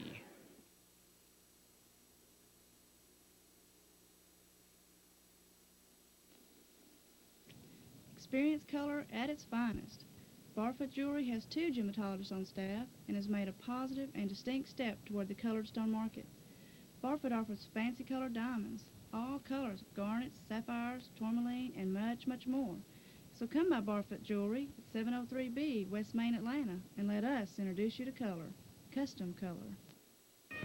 Welcome back. Minute 23 to go in the first half. Rabbits up 7-0 over the Linden-Kildare Tigers. Steve, this was the most devastating offensive machine in the area this year, and the Rabbit defense coming out here higher than a kite. I mean that motivational-wise has come out. Whatever it takes. I keep saying that. Has come out here, and these guys have laid some licks on them. They say Lamont Zachary, their almost 2,000-yard rusher, is running a little injured, along with lineman Deucer Smith. I don't know. They give it to Zachary up the middle. Donnie Hunt just misses him at the line. He's still going to be about 3 yards. Yeah, he's going to be brought down and make it a 3rd and 7 now. I'm sure they're just glad to get out of that one without a safety. I was really surprised Coach Russell didn't try the Brandon Love, Ricardo Cook combination there. That would have definitely been the play of choice there if they could have got it off, because Cook has just got a great set of hands. Under a minute to go, 53 seconds and counting here in the first half, and the Tigers deep in their own territory at the 4-yard line, just trying to get out of this with maybe a good punt. Look for a gadget play here, Steve and Randy. Definitely. I wouldn't be surprised to see an end-around reverse or something like that. Flag. All right. Holy smokes. Everett Dickerson just sent. Andy, do you think the referee sensed that also? I think referees are going to give this to the Tigers. I'm not sure. The Tigers were applauding that flag, so I don't know what happened. Everett Dickerson just sent Brandon Offsides, Love. Linden-Kildare. Holy smokes. Everett Dickerson just sent Brandon Love back into the ozone layer, man. That was one of the hardest hits he's ever laid. I can't believe he got up from it. The game penalty moves the ball half the distance. Delay of game. Oh, delay again. I was wondering about that because the way he threw it. Yeah, obviously Love saw the. That's a loss of down or halfway. Okay. Love saw the play and Dickerson didn't. What's going on here? Steve, this defense has just gone crazy out there. I mean, they've got that tailback Everett Dickerson into that tackle for Oliver, and they're just swarming. And there's going to be a timeout on the field. Where the Rabbit fans are on their feet. The Rabbit defense is just playing their best game of the season so far. And the Tigers are in utter confusion as as somebody takes a timeout before the punt. What a time for Atlanta took their punting. last timeout. Thank you, Spotter. There's 30 seconds to go. Steve, do you think we're thinking O'Kelly field goal here? We're thinking punt block or what? I'm thinking block that punt. Then you're definitely talking Dickerson and Justice in there at the tackles. Yep. Some speed around the outside and a full out assault on the punter. And as fast as they've been getting through this line, they haven't been able to contain Justice or Dickerson all night. That punter's going to be so far back in there anyway. He's going to have Lobo stamped on his backside. He's going to be kicking almost from under the goalpost. By the way, Randy, when you get a chance, give us a shot of Coach Scharnberg's head. Oh, yeah. We need to make mention of that before we go in the half. He's got a hat on it tonight. Stay tuned for the coach's show. He'll have a hat on. The Skinhead Club. We may can get him to pull it off. Coach Scharnberg got a little buff job on his skull earlier this week because he told the guys that if they won district, he was going to shave his head. And he did. He didn't take it all the way off, but there's not enough stubble there. It feels like the best putting green that Augusta ever had. Here it comes. We're looking block. They're not going to get it off, but Steve. That's the best punt he's had all night. Oh, man. Billy, don't pick it up, Billy. He did, and he's going to run it. Oh, and he just not. Golly. Steve, he was 2 steps away from Rabbit history. He really was. But we've got 19 seconds to go on the clock. Coach Scharnberg, I'm sure, is going to go into some kind of hurry up, get 2 plays, and give O'Kelly a good shot at trying to get this thing into the uprights. Or maybe he'll just try and air it out in the end zone a couple of times. There's only 19 seconds left. I don't know what he's going to try to do. I gave up second-guessing him a long time ago, but tonight, with as many offensive packages as he's throwing at these Tigers, I haven't a clue what he's going to try. And, you know, we haven't seen any gadget plays tonight neither, and we know he's got 4 or 5 of those just tucked back. The closest we come was that little up-the-middle pass. Harrison drops back. He's got some protection around behind Dickerson. It's not going to last long, and I don't know what happened there. Tiger interception. Brandon Love intercepted. I don't know what happened there. I thought. Who did he throw it to? I think there was supposed to be somebody there, and they weren't. 11 seconds on the clock, and the Rabbits turn around and just give the ball back up. But, Andy, even that, he had plenty of time to look downfield. It wasn't like he was pressured. I don't know if he overthrew Fouch or what happened there. The teams that the winner of this game will face next week are facing off. That was really interesting. That really was. I mean, that's one of the rare instances where you've seen Ken Harrison have just a total lapse in judgment. And I mean, with only 11 seconds to go, this deep in the play and this deep in the half, I mean, there's just not a whole lot they can do. They can get a couple of good pass plays off. Better be fast. Melton split. They're going down and going in. They're going to take this one into the barn and try and regroup. That's probably the smartest action. Steve, these Rabbits have just had a stellar first half, only a 7-point lead, but it's one of the most dominating 7-point leads we've ever put on the board. Listen to this crowd. The Atlanta Rabbits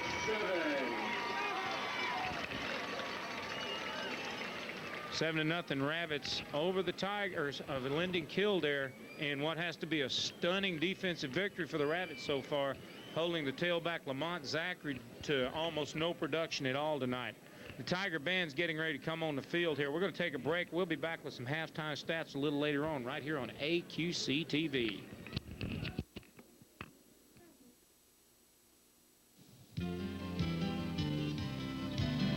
Come on over to the hometown choice, where we ensure we'll be there for you. Hello everyone, I'm Jerry Griffin. Do you have your renewal for your auto insurance yet? Did it go up again? Are you fed up with it? Then call me, Jerry Griffin, at 796-8676 for a free quote.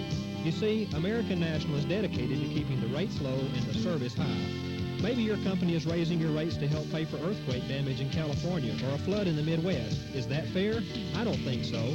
Folks, 1994 has been a record year for American National, and it's not because of rate increases. So call today at 796-8676 to find out why your friends and neighbors are changing their auto insurance to American National with Jerry Griffin. Come on over to the hometown choice, where we ensure we'll be there for you.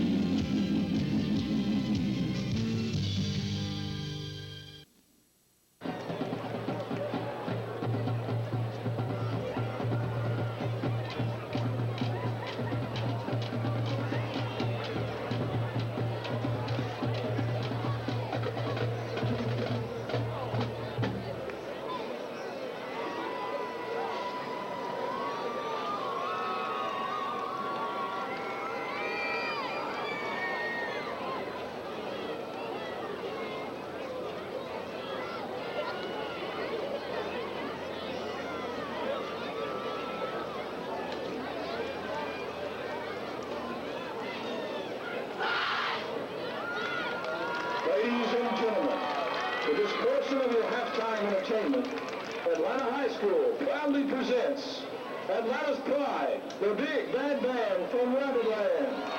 The band is under the direction of Neil Sutton, Chris Roberts, and Debbie Sutton, and the field direction of Laura Fetterman and Amy Law.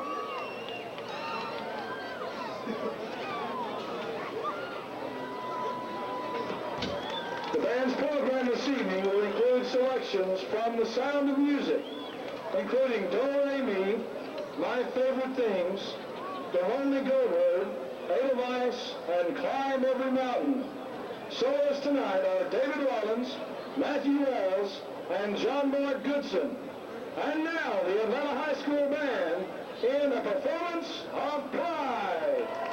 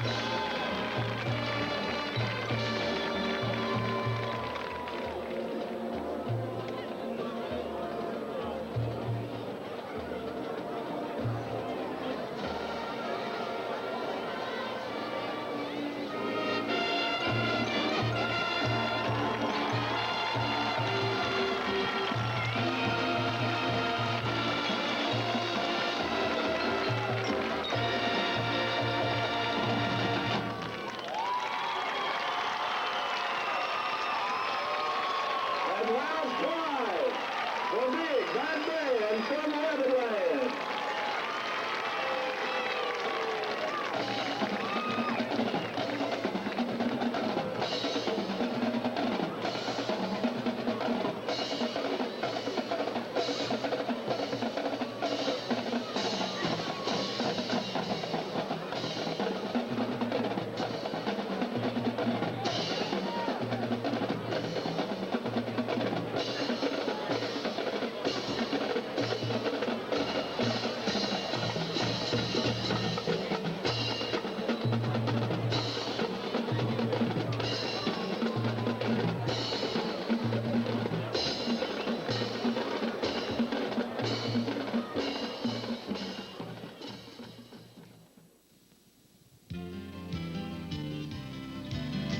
Come on over to the hometown choice where we sure will be there for you. Hello, everyone. I'm Jerry Griffin. Do you have your renewal for your auto insurance yet? Did it go up again? Are you fed up with it? Then call me, Jerry Griffin, at 796-8676 for a free quote. You see, American National is dedicated to keeping the rates low and the service high. Maybe your company is raising your rates to help pay for earthquake damage in California or a flood in the Midwest. Is that fair? I don't think so. Folks, 1994 has been a record year for American National, and it's not because of rate increases. So call today at 796-8676 to find out why your friends and neighbors are changing their auto insurance to American National with Jerry Griffin. Come on over to the hometown choice where we sure will be there for you.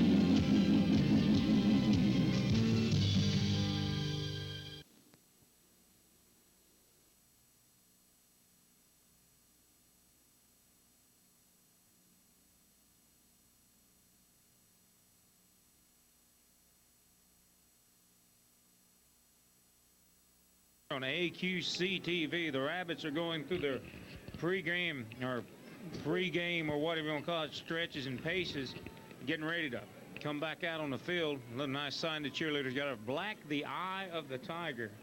Excellent. Steve, stats are kind of interesting there for the old first half. Hey, I can't wait to say this. Lot more. We are on top in the rushing game.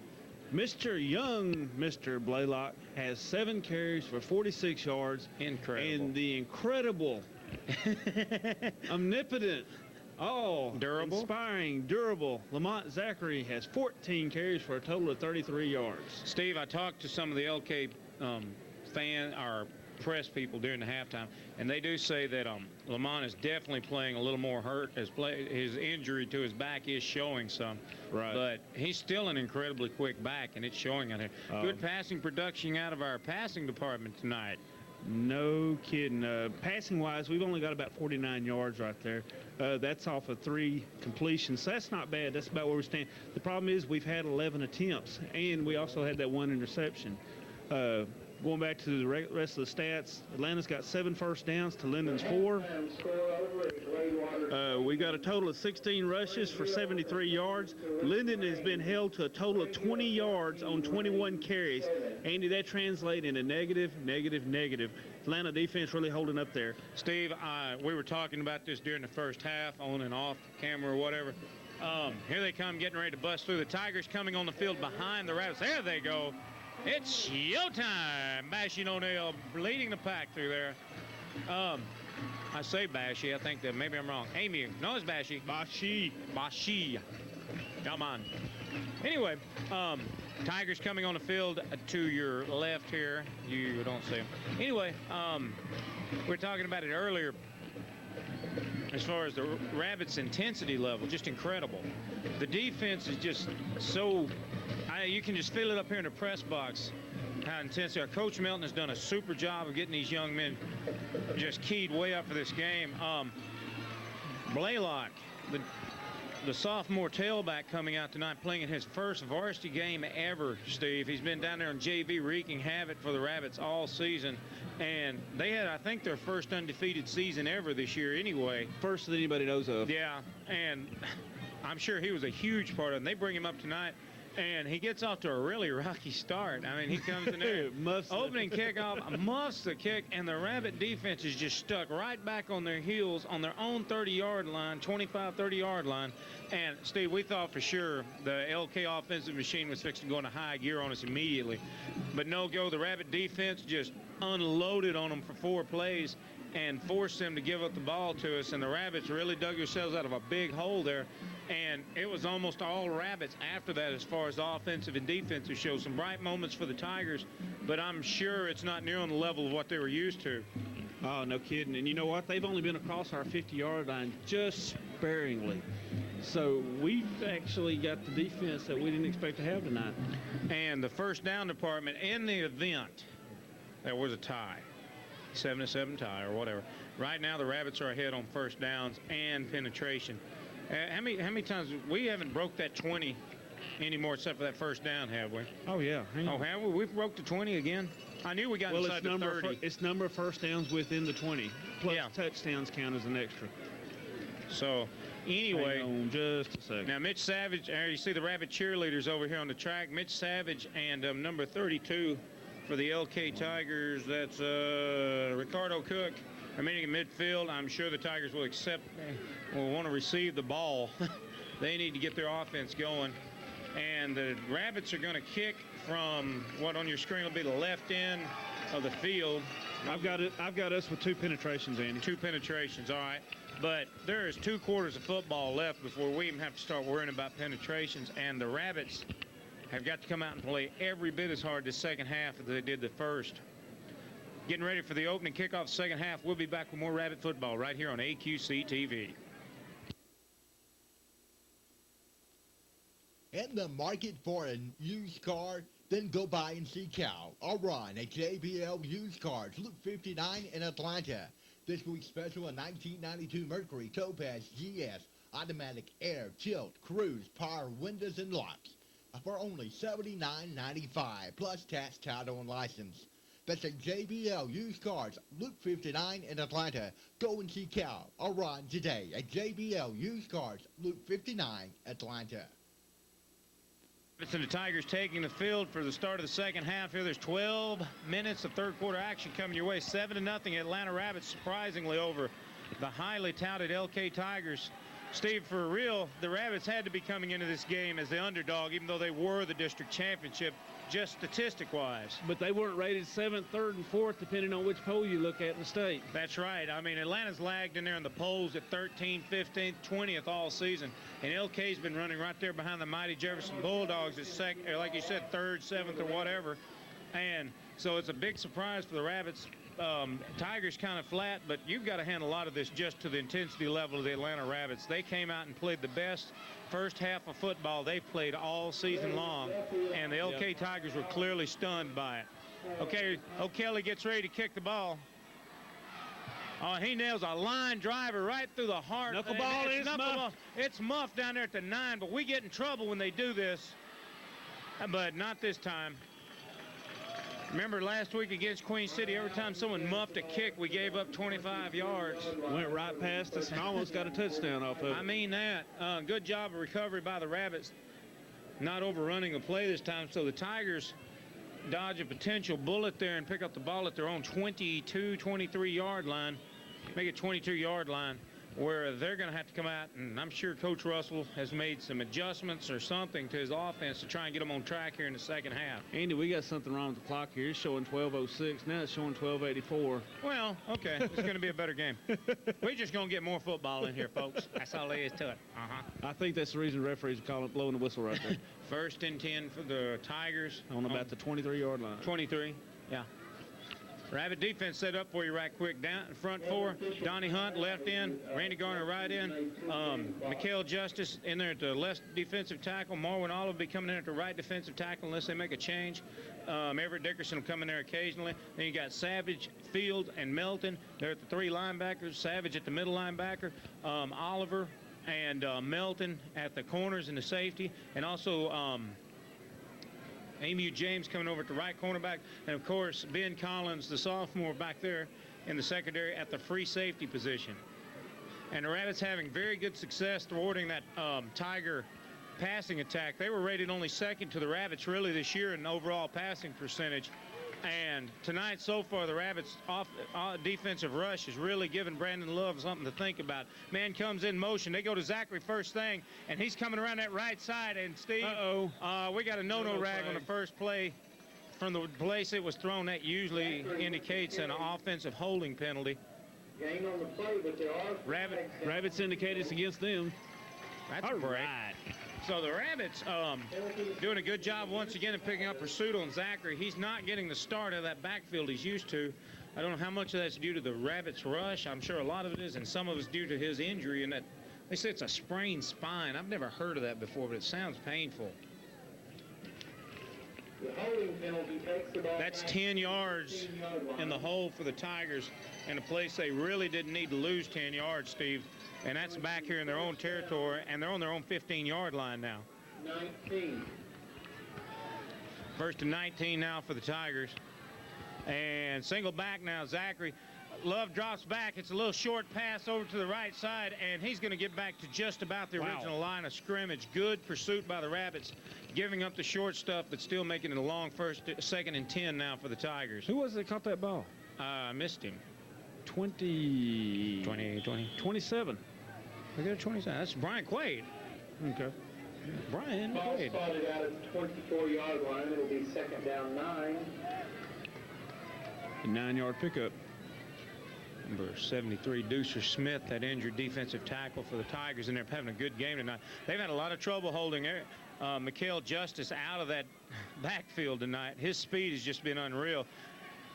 Oh, man, it was there too, Steve. Once again, Emu popped. Emu James a little late on the coverage, but making up for it in a solid hit to Love, or excuse me, Ricardo Cook, who kind of overran the play, but Love was under a lot of pressure in the backfield quick, and he had to dump it off, and he threw it kind of behind Cook, and Emu James was trying to recover, and even though Cook missed the ball, Emu went on and laid a good solid lick on him, and that's something Coach Melton's defenses have been good at all year, is punishing the receiver and the running back anytime they cross into the territory. Hey, give him a reason not to go get it again. Mikael Justice down on the front. Boy, this is a big play for him. They drop back. They're going right back to the passing game. And no chance. Deucer Smith is not eligible. Deucer Smith is not. Hunt and Justice were all over Brandon Love before he could get that off. They threw it to number 14. Actually, that was Henry Knight, the fullback, who was supposed to turn around and catch it. But, Steve, there was just so much pressure on the quarterback, he never had a chance to get it. And give good credit to the entire Rabbit secondary, including the linebackers, for staying at home and flooding the zone with secondary men, or defensive secondary men, to keep that from being an effective play. Another knuckleball. Oliver handles this one. He bumps into his own man at the 50. He comes around the left side. He's going to be tripped up at the 45. Come down to about the 42. They're going to spot him about the 43, 44. No, 44. I couldn't tell where he fell. Good hands by Billy Oliver. He ran right up to that, and that was a hard kick to catch. And so the Rabbit offense once again starting inside Tiger territory, Steve. 10:35, 36 to go in the third quarter. Rabbits on top 7-0. And Steve, they need to pad this lead. You got that right. 7 points, as dominant as the Rabbit have been, 7 points is nothing against a football team like Linden-Kildare Tigers. Handoff up the middle. Everett's going to come around the left side, but maybe one. He's going to be bumped up after about one. But I'm going to tell you something I saw there real quick. Blaylock came around the right side, and he was all alone. They may still be looking at Everett as the number one man here. You know, they haven't caught on that we've got an extra spark plug back there. Everett Dickerson is absolutely the most dangerous weapon still on that football field, because he will hit you and he will hurt you and he will get 3 yards. I formation, twin splits to the right. They try the sideline pass. It goes to Casey Kidd, but Steve, he's only going to pick up 3. That was a good hit laid on him by Lamont Zachary did a good job. They're going to test. They are determined they're going to test the secondary of the Tigers all night long. But they really need to get a first down here and give some of those defenders a break. Although a lot of them, like Marwin Oliver and the guys, are going both ways. Harrison, a surprising move there in the first half, coming out there for Ben Collins sometime at the free safety. I don't know if that's just Coach Scharnberg wanting somebody with a little more experience reading coverage. 8 on the shot clock. And he's going to have to hurry to get this one off. But he hadn't had any trouble with it all year. Harrison's under a little bit of pressure. Holy Oliver just all alone out there. I thought he was going to run back and get rid of the first down. Good play by Ken Harris. Excellent pass protection, Steve. This is the best protection he's had all year, no doubt. The offensive line is just giving him all kinds of time to throw. The Tigers are having to respect the run every play. And Oliver's just out there all by himself. Good gain. Well, not only that, Andy, there was some excellent blocking back there in the backfield. Was. I don't know who else dropped back there with Everett's block, but those were Blaylock key was back blocks. there with him. And you know, Coach Scharnberg, whenever he just wants to make things frisky, he does what he's doing right here. He's coming out of that Colorado. Dickerson's in the flanker position now. Pitch right to Blaylock, and he's got some running room if he can just hold on to the ball. Wow. He's going to be close to another first down for the Rabbits, and the Tigers are confused again, Steve, and that's as close as you can get to having another 20 penetration inside the 20. We're 1 inch away from another pin. 20-yard line. Stewie started about the 21-yard line. Well, on the 21, but Steve, that's a 2nd and 2, and that is an open invitation for Harrison to try and put it in the end zone. Do whatever he wants to. This is a free play, folks. What was that Don Merritt used to say? His favorite play in the whole world was 2nd and 1 because he could do anything he wanted to. As long as the computer allowed it. Harrison drops back. Fake reverse. He's going to be on the keeper, Steve. He's got running room. He's tripped up after a run down to about the 15-yard line, and the Rabbits get another first down inside the 20. Penetration-wise, the Rabbits are well on top now. But I'm sure they're thinking total score here, Steve. Again, key to that. Did you see the block laid by Dickerson on number 76, Jacob Turner? That's a big boy. You know, all year they've had trouble getting Everett to block, but the minute they pull him into that fullback position or into that flanker, all of a sudden he's just going crazy out there laying hits. It's like they just flipped the Everett switch. Now, Everett's back there in that Colorado now. It splits wide right and left, 2 tight ends. They're going to just hand off to Everett, but that's a busted play from the get-go. He may get 1 out of it. Andy, I keep seeing face masks. I don't know if it's just me or whether my eyes are that bad and fuzzy. It's hard to tell from up there. You're going to see it, Steve. In an intense game like this, the referees, with the exception of what I thought was a couple of missed holding penalties in the first quarter and some other stuff, they've really done a good job of just letting these teams play football. 14. Okay, here we go. Single back in the backfield. That's Everett once again. Harrison wants to keep it on the option. He's got it. Everett got it. lays a First good down. block. And No. it's going to bring up a 3rd and about 4, 3 and a half. He's forced out of bounds. It's going to bring up a 3rd down about 4. I think it's closer to 3 than what they're saying. Of course, that scoreboard can't mark off half-yard increments. 3rd and 4, we'll give it that on the 19-yard line of the Linden-Kildare Tigers. And Steve, this Tiger defense has been on its heels almost the whole night. And Coach Scharnberg's just thrown so many formations out. Now, is this 4-down territory? Do you just go with O'Kelly? I think you go with O'Kelly. I mean, he had some muff kicks last week on a really cruddy field, but we know he's deadly I think accurate. he's beyond that. Pitch to the left of Blaylock, Steve. I don't think there's going to be a problem if he can stand up. Oh, it's going to be close. Golly. He just never got his feet under him, and it's going to bring up a 4th and 1. Now I want to see what Coach Scharnberg is going to call. Probably a timeout. About the 7-yard line. Steve, he is going to be a yard short of that first down. Actually about 2. So now what do? That's just what I said. You call timeout. We're going to think it over. 6:57 to go in the 3rd quarter. You're watching Rabbit football right here on AQC TV. For all your cellular phone needs, stop by Atlanta Communications at 104 East Hiram in Atlanta or Cass County Communications at 121 West Houston in Linden.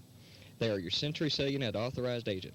Century Cellunet's cellular network and digital technology give you a crystal clear reception, plus the widest coverage in the area. If you need to stay in touch, stop by Atlanta Communications at 104 East Hiram in Atlanta or Cass County Communications at 121 West Houston in Linden. Century Cellunet, service of the century. Giving his charges a motivational speech. Steve, still a big call. You know, do you want to take a chance on get down there and call them off sides, maybe get the first down? But if you miss on the long count, you're going to have to call timeout, you know. I think he just pulled his cap off and showed them that, and that was all the motivation they needed. Hey, Harrison's coming on the field. He's coming with the horsepower. Casey Steve. Kidd asking for some fan support. Dickerson and Blaylock are coming in here. These guys are yet to pick up less than 2 or 3 yards all night. And the Rabbit fans are on their feet. I wish we had a shot of this, but it's just too tight down here. Switch gut it over check. Switch it over down there, Truck. Gut check. You know, Steve, it's plays like this that literally win a game in the minds of the players. This is high school football. Okay, high formation, single tight end, Fouch, one split.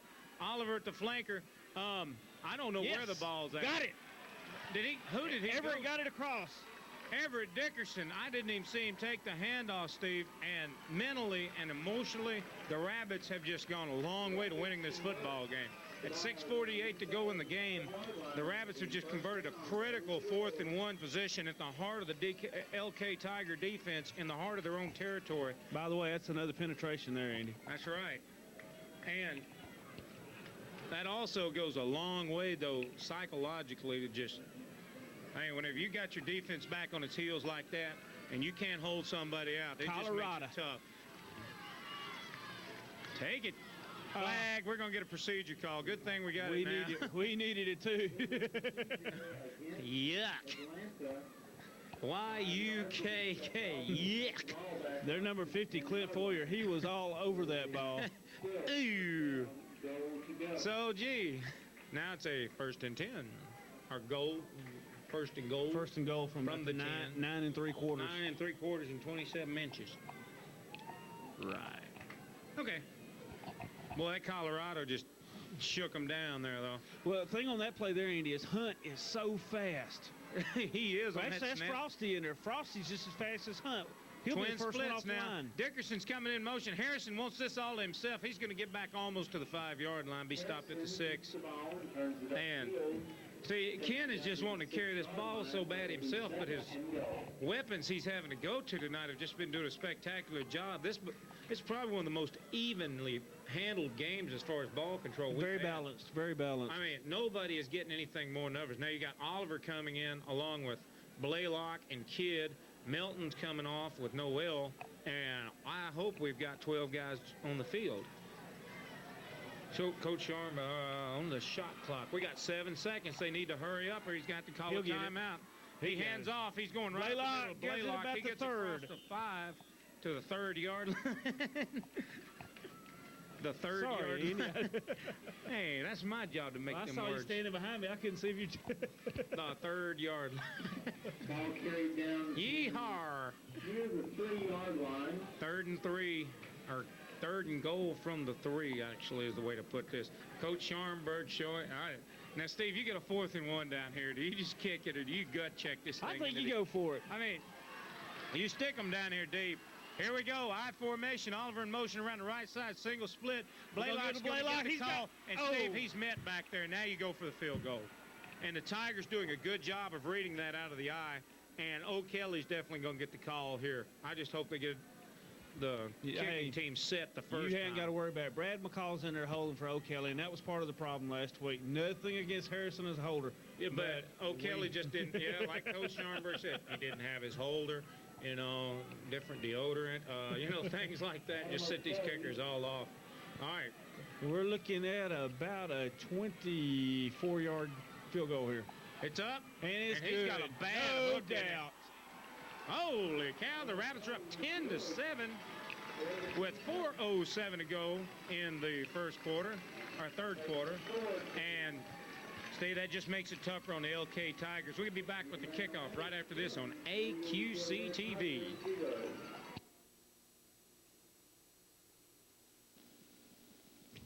Experience color at its finest. Barfoot Jewelry has 2 gematologists on staff and has made a positive and distinct step toward the colored stone market. Barfoot offers fancy colored diamonds, all colors, garnets, sapphires, tourmaline, and much, much more. So come by Barfoot Jewelry at 703B West Main, Atlanta, and let us introduce you to color, custom color. Getting the Rabbit crowd on their feet like they need a reason. These girls doing a great job down here. Now, of course, they've got a lot to cheer for, Steve. But they're not throwing any footballs tonight. They ran out of those babies 2 weeks ago. You know, Queen City's kept throwing them last week. Got a couple up in the press box. These girls have really done a super job this year, and they've had a lot to cheer about tonight. The Rabbits' offense and defense has put on some kind of show. What they don't need now is to sit on a 10-point lead. They need to get out here and play the same aggressive football they've been playing for all 3 quarters so far, and they need to keep LK off guard.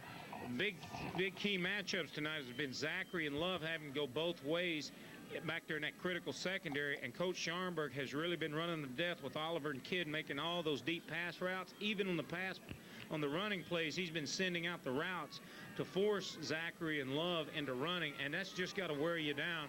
And when you get down to the 4th quarter, that really pays big dividends as far as what kind of condition these guys are in. And it's hard to sprint for 4 quarters.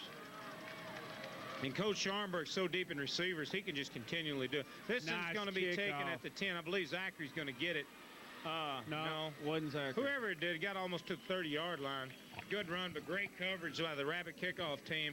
And the Rabbit defense, Brian Allen, they're coming on the field now. And I'm sure they'd like to see another 4 up and 4 down. I'm curious to see what Coach Russell's going to pull out here. Andy, I'm for a good turnover here. Oh, yeah. At some point, we've got to have one. I know Zachary never fumbles except against Jefferson, but that was a tough break. That was a heartbreaker on him last week. I mean, uncharacteristic. He's fumbled about as many times as Everett has this year. He just had a bad time had it happen. They said he had that back sprain in the first half, and that may have contributed to it. Handoff up the middle, and he accelerates for maybe 2 before he's met really right there at the line of scrimmage by Randy Garner in there on that. These defensive ends for the Atlanta Rabbits, Hunt and Garner, Steve, have just been solid all year. They've given us some defensive depth I've ever really seen before. And that goes a lot to Coach Melton coming in and setting a defense around the player's ability. And Garner and Hunt have just stood up here, and they've shut down all these outside running games we faced most of the year. Garner's been double-teamed for about the last 5 games. It hasn't bothered him. Amy James backs up into pass coverage now. Good block by Hunt. Did you see that big hoss get up there? Way to go, Donnie Hunt. 200 plus, I'd say 220 pounds of Donnie Hunt catches about 2 feet of air to block that pass by Brandon Love. And Steve, this is going to make it a 3rd and 8. And that's 1 block for Garner, and that's 1 block for Hunt. 34 is coming in for Oliver now at the defensive tackle, Steve. That means pass rush. That means that not only will Love have to get the pass off in a hurry, Justice will have some company in the backfield. Wow, what a block. You know, Coach Melton really hadn't had to blitz his linebackers on these pass plays. Trips to the right, single split to the left, draw play up the middle, and the Rabbits didn't bite. Wow. Good play by Mr. Randy Garner, who was just bragging Kenneth on. Harrison. And Ken Harrison. Oh, was he in there? Good play. Ken Harrison on the backside. Great play by the defensive end and the safety for the Atlanta Rabbits. Harrison coming in there for Ben Collins. I didn't even catch that swap out. And they did a super job of guarding this, a draw play that really could have netted a Tiger first down. Rabbit fans are on their feet down here, Steve. They have had nothing to cheer about like this for 10 weeks now, since the Hooks game, really. Well, something we hadn't brought up is last year's game, and there were a lot of hard feelings after that one. Son, but that was one of the cruddiest conditions. Oh, almost blocked. Almost got a roughing call there. Get away from that, Billy. About the 23-yard line. Yeah, they're going to take it at the 23. And for once, Steve, the Rabbits are going to take it deep in their own territory instead of the characteristic 50-yard line. That was a 42-yard kick, too. He nailed it pretty good. He got a good roll out of that, and Oliver wisely rolled off of it. Steve, there was 3 Rabbits back there on the Tiger kicker, as I thought they were going to get a block off of it, and then I thought they were going to get a roughing call. Fortunately, they just got the ball off. 23-yard line, the Rabbits start the ball. 1st and 10. There's 2:32 to go in the 3rd quarter. 10-0 lead. The Rabbits on top of the LK Tigers, and this Rabbit offensive machine just keeps rolling along. By the way, we had the ball for over 6.5 minutes on the last series. Steve, you know, you worry about your defense staying on the field too long and getting tired. We may be saying this about our offense. No, they love it. Dickerson's got the ball, but I don't know what they're going to give him there. He got across the 25.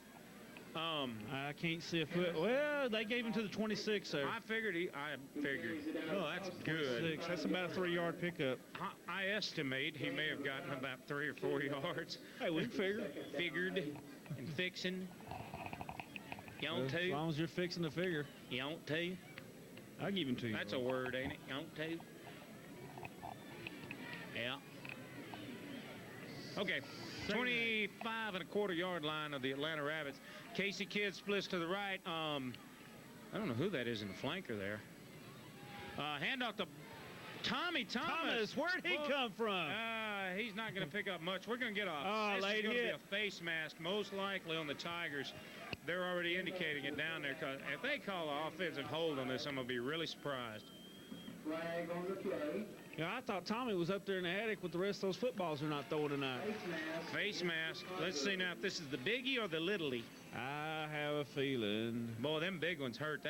It's a personal foul if it's. No, if this is just a 5-yarder. But we do get the play over, and that makes it second and short for the Rabbits now, and gets them out of a nice hole they were in, and puts the Tigers back on their heels on second down where they could have had a nice third down and long. So that was a bad mistake by the Tiger who tried to tackle Tommy Thomas. Coach Scharnberg just keeps pulling these people off the sidelines, and they keep stepping in there and playing high. I mean, we're not getting any flat players coming down this field at all. I formation, Oliver in the flanker back. Harrison goes for the first down himself. He picks it up. Got about 4 yards. I think he just wanted to get that one in there. 5 yards? No, 3. I'll take however it is as long as it's a first down. First and 10 for the Rabbits, and the Tigers have to stay on the defensive side of the field for another 4 plays at least. And, Steve, they've got to be getting tired. There's a minute 7 to go in the third quarter, and the Rabbits are just, the offense of the Atlanta Rabbits is just dominating out here. It's been a big surprise to everybody. Especially with the switches that were made earlier in the week. Twin splits. Casey Kidd and Oliver come to the right. We've got a single tight end, I formation backfield. Harrison's on the quarterback option. He picks up a great block, and he's going to have to eat it after about a 5-yard Maybe run 6. there. Yeah, there was about 6. 5 Tigers that bullseyed on him there, but he still took it in there.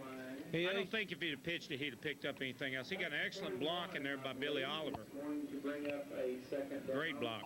About 5 yards needed. About 4, because that was 6 on the pickup, yeah. This offensive line out here for Atlanta, I mean, without the use of an instant replay or anything, it's really hard to call this. But our pulling guards have done a super job tonight of getting around the ends and shutting down the defensive surge by the Tiger.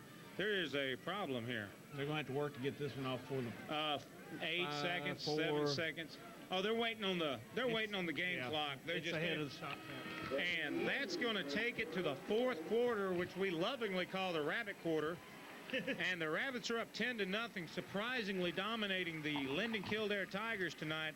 We'll be back with the fourth and final quarter of action here from Lobo Stadium right here on AQC TV. Come here, close to the TV, and let me let you in on one of the best kept secrets in Cass County. The best lunch is at Ogburn's Grocery, Farm to Market Road 74 in Queen City. Lunch is served daily from 11 to 2. So come on by and find out one of the best kept secrets in Cass County. Ogburn's Grocery, Farm to Market Road 74. They're Bulldog proud in Queen City. In the field, the Rabbits up 10-0, and it's 2nd and 4 on the 40. I think they're marking at the 41-yard line. Tonight's game being brought to you by Price Hardware, JBL Motors, Ogburn's Grocery in Queen City, American National Insurance did the halftime show for the band tonight. Champs Pizza, Rushing Pest Control, Queen City Tire, Barfoot Jewelry, Citizens Journal, Atlanta Communications, Shell Food Mart, National Insurance, and Melanie Thompson Insurance. I'll get the rest of them after this. Rabbits come up to the line in the I formation. Flanker to the left, tight end set, single split to the left. Misdirection to Bashy Noel. Stephen, he's going to be very close for a first down. He's going to get it. Holy cow, what an offensive show tonight. Rabbit supporter ads. These guys are really helping us bring this to you from Lobo Stadium tonight. Welch's Gas of Atlanta and Linden, Douglasville and Texarkana, Food King, Queen City Foods, Capital Investment Services.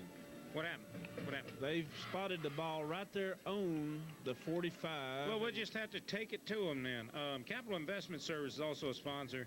Owens Service Company of Atlanta, Queen City. I think that's Queen City Tire. No, Queen City?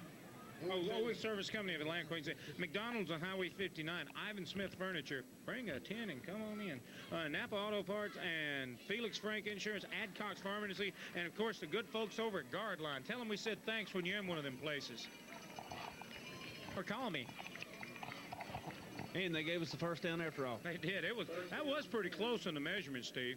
Well, you had a few stats you were rounding up over there. Oh, the only thing right now is Mr. Blaylock is up to 59 yards, and real quickly, the incredible Lamont Zachary 356 is up to 39 on 17 Blaylock carries. has just been impressive tonight, Steve. Of course, this offensive line's been giving him the tools to work with, but he has taken some holes from this offensive line and produced, and a sophomore, Everett's got the ball, Steve. He's going to be driven backwards. He's made a great turn, and holy cow, he's going to be close to another Rabbit first down. Steve, I thought usually when they're getting him in the backfield, they're pulling him down, but tonight he is running that football. Boy, the fullback position's been the best thing happened to him all season.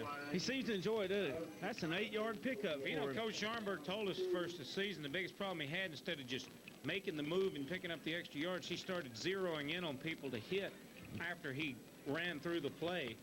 He'd make a turn and then look for someone to hit automatically. That time, he just made them pay for it. And here we go. High formation, Oliver in the flanker. That's Kidd out to the split right. Dickerson and Blaylock in the backfield. Harrison sets the line. He's going to keep it himself. He's going to dive forward for a Rabbit first down, and it's going to be on the Tiger 44-yard line. And at 10:24 to go in the fourth quarter, Steve, the Rabbits are picking up right where they've been all night, and that's on top of this Tiger defense and handling. This has been a big surprise. This Tiger defense has been among the most stingy in the entire area, and they were really the most stingy in all of District 14-3A. And, I mean, they really gave Jefferson's offensive machine a big fit the other night in that playoff game. They've already had as many first downs in this half, Andy, as we did the whole last half. Wow. High formation once again. I think that's, I don't know, that's Ben Collins split left. Oh, that ought to be a face mask right there. But no, who was that? There was a big-time chokehold and face mask on Everett Dickerson back here at about the 45, but I didn't see who. That must have been Billy Oliver. No, Tommy Thomas came in there at the tailback, Steve, and did a really fantastic job of picking up almost 6 yards on that play. Nobody knew he had the ball. That's Billy Oliver. Oh, was it? I thought it was Tommy. He was back there. Good play. Blaylock's down here with an equipment adjustment over here at on the Rabbit bench. I don't know what's going on with him. That young man has had a good game tonight. We're really looking forward to more of him. Maybe he's just taking a rest over here on the sideline. Thomas back there behind Dickerson now. Twin splits to the right. That's going to spread them out. Look for him to run to the weak side. Up the middle to Dickerson. Steven, look at this man bull his way. And he wants more. Yeah. This is the kind of running we've been waiting to see out of Everett all year. And he's doing it. He's had moments of this, but tonight is his night. Wow. He's blocking. He's running. I just wish they'd throw in the ball some. 8-yard pickup. You know, one thing that we haven't had to rely on a lot tonight's been the passing game. Hey, look who's coming in here at the back, the fullback Mr. position. Justice. Mikael Justice checking in at the tailback position now for Tommy Thomas. Along with Casey Kidd on the wideout. And here comes Thomas again. Here comes Tommy Thomas. I don't know where he's checking in at. Everett's coming off. Nope. Yeah, Everett's coming off. Call time. I think Coach Scharnberg's just trying to give some people to rest. There's 8.5 minutes left on the clock. And I know there's one timeout left for the Rabbits. I don't guess they're just overly concerned about it right now. A little confusion there. I was just trying to get too many people in there at one time. We'll take a break. We'll watch more Rabbit football right after this on AQC TV. Yeah, he's just trying to get some people in there to rest up in the tailbacks. But Blaylock's been down for 3 plays now, just sitting up here on the bench. I ain't even keeping up with Everett's. Oh, really? He's had a night, man. In 3, in 2, in 1. Coach Scharnberg talking to his charges now, his troops, his players, getting ready to get back on the field. 8:36 to go in the fourth quarter. Rabbits up handily 10-0. The score does not tell the story, as the Rabbits offense has totally dominated the field of play tonight, forcing the LK Tigers back on the heels almost from the get-go. And every time their offensive machine has come on the field, the Rabbit defense has just shut it down. It's been incredible. Everett's had 3 less yards than Zachary, 36 yards. Yeah. And that's out of the fullback position. We got Thomas back in here at the tailback now behind Everett. That's Justice. Well, that was Mikael Justice. Look at him Roll for. Oh, Steve, they found some footballs. All right. I bet they don't get it up here in this press box. That was a good run by Mikael. Coach Scharnberg said several times that one of his 2 or 3 best tailbacks also happened to be his best defensive tackle. I can't really say that. Marwin's had some good plays over him, and Marwin even on that tackle position. Stephen, the Rabbits are sitting out here with 8 minutes to go in the 4th quarter, deep in Tiger territory. They've got a 2nd and 5, and they're doing nothing but solidly munching clock. And the Rabbits looking at 2nd and 5, and they're out of the I formation with a single flanker, and 12 seconds left to go on the shot clock. Harrison comes up to the line. He's killing all the time he can, and Who somebody. called that? Yeah, and there's a big piece of confusion out here. And Harrison wants to know what is going on. The referees are down here talking to him. And I hope they aren't fixing to charge this timeout to the Rabbits, because nobody called it. Well, it had to be the line judge down here that blew the I whistle don't see any originally. coaches really hopping up and down. So I tell you what, I bet you they blew it calling the delay of game, and the shot clock hadn't caught up with it yet. Shot clock and the referee down there probably worked together. They have to tell the quarterback if the shot clock or the play clock is not right. Not only that, they need to tell the shot clock not to even shot. Yeah, they need to zero that thing out if it's not going to work, because Harrison's up there waiting for the thing to roll. 7:50 to go in the game. Rabbits up 10-0. They've got a 2nd and 5 right now. Okay. I didn't see a flag thrown. 2nd and 5 from the 25-yard line of the LK Tigers. And, Steve, the Tigers have got to be worn down out there on defense. They have been chasing these receivers and these speed guys for the Rabbits all night long. I don't know what happened to Blaylock over here. He's still down here on the Rabbits sideline stretching out. I don't know if he got a bruise or... Well, he's playing against some bigger boys than he's used to. He's definitely taking some hits out here, but he's done a phenomenal job. We got some more guys running down here. Who's that? Fields and that's Thomas. Okay, we've got Thomas and Justice in there in the backfield now. Mikael, surprisingly, being allowed to go in there at that fullback. He just likes to run the ball whenever he can get his hands on it. And they're going to march 5 off against the Rabbits for delay of game. Okay. And, boy, that's a pretty cheap penalty there. And they turned the shot clock off this time. Thank you, guys. Yeah, that's really kind of cruddy. I guess that's a nice way to put it, because they mark that off. That's going to be a 2nd and 10 for the Rabbits. Well, after all, we are up here in Lobo Stadium, and everything's perfect. Over at Gladewater Stadium, Uh-oh. at the beginning of the 4th quarter, Spring Hill is leading Rains. The score now 17 for Spring Hill, 13 Rains. All right, that's about what we were expecting. So Spring Hill catching up with Rains now, or Rains catching up with Spring Hill going into the 4th. And that's kind of important. I mean, whenever you watch the coaches show, we'll know who's going to play then. But right now, we're just sitting here waiting to see what's going to happen. The projections were that we would be playing Rains, and there wouldn't be any problem. Steve, according to everything I read, projections were we'd be suiting up for basketball after tonight. No flag. No They flag. waved it off. Coach Scharnberg and them. You reckon that gave one of the referees time enough to go to the restroom and back? I guess. Coach Scharnberg did an excellent job of pleading his case there, and he had a good point. 2nd and 5 down for the Rabbits. The shot clock's gone. The referees are keeping time on the field as far as that goes. Mikael Justice and that fullback along with Thomas. And Harrison gets him on the hard count. He drops back. He's looking downfield. If he can get this to Fouch. Yeah! Jeff Fouch scores! Steve, they didn't even see it coming. Jeff Fouch is probably the slowest man out there on that offense tonight, and he had everybody in that LK secondary beat by 3 yards. Holy cow. 26-yard pass play. Injured with a bad knee. To an injured Jeff Fouch. Unreal. Just unreal. I see 16 points on our side of the board. Steve, that was a big, big boost for the Rabbits. I mean, like I said just a few months ago, we were supposed to be suiting up for basketball after the 4th quarter tonight. O'Kelly sets the PAT, and this is going to be bad. It made it over. It made it over. And the Rabbits are on top by a score of 17-0 over the Linden-Kildare Tigers right here on AQC TV. Stay with us. Lightweight, rugged 025 chainsaw from Steel will please everyone. With its unique safety features and power ordinarily found on professional saws, The 025 will tackle all your jobs with ease. Steel. Why compromise? Available at Price Hardware in Atlanta for only $299.95 with a 16-inch bar. That's Steel at Price Hardware. Oh, can you hear it? Can you hear it out there? See, that is the Rabbit crowd getting on their feet and getting loud and rowdy. And like I said, this is the biggest thing they've had to cheer about all season. We've had a lot of trouble with these folks, the team and the fans, including getting up for these teams we've been playing. But there was no trouble with this tonight. And the Rabbits' offense and defense has turned in a show you would not believe. Well, it's the first game that we've really had to go in. We've really gone into not knowing, The outcome of not it. knowing some idea what the outcome was going to be. I mean, we had some respect after you get past the preseason. We had some respect for Hooks as far as their abilities, and we were really worried about them.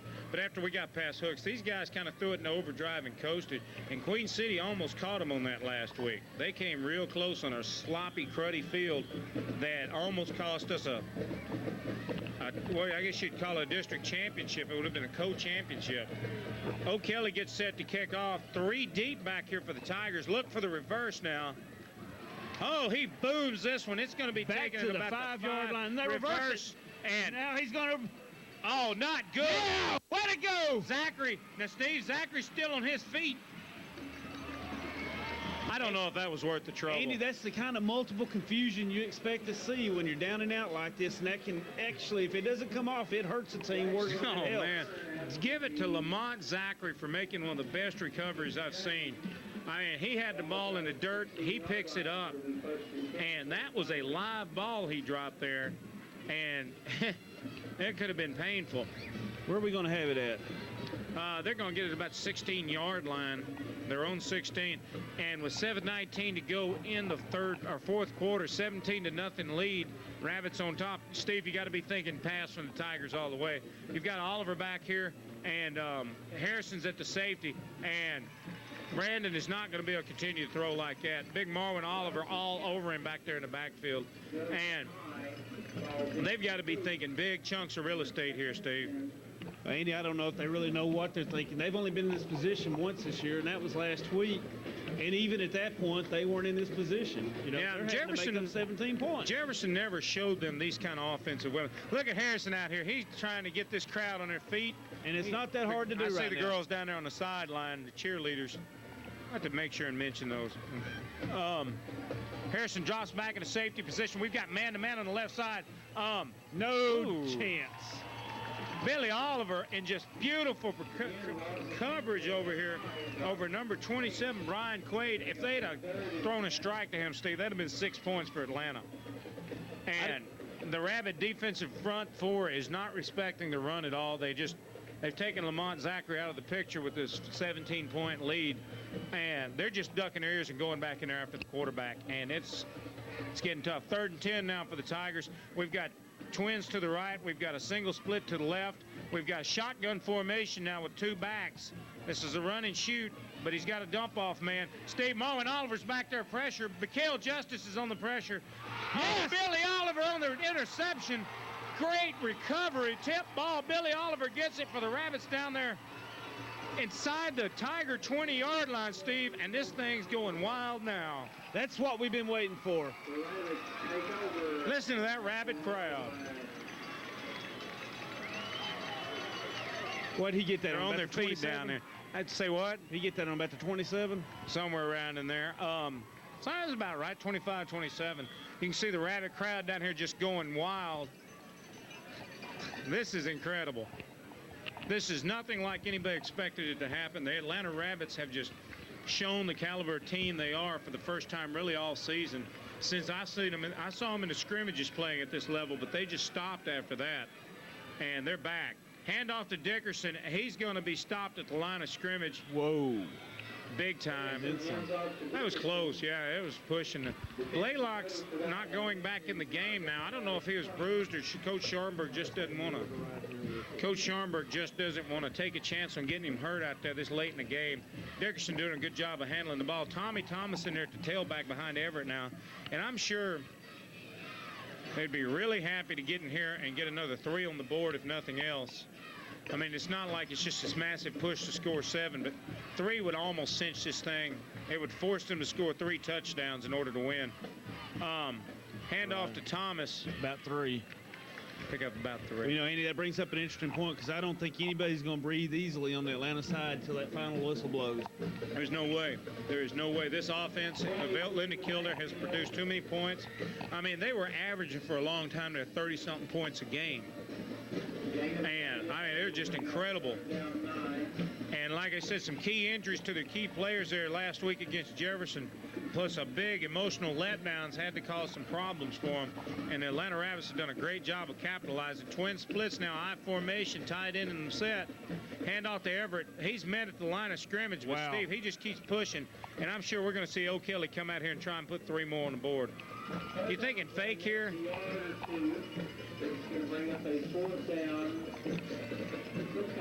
You get the feeling they really were just trying to keep the ball in the middle of the field and not drop it.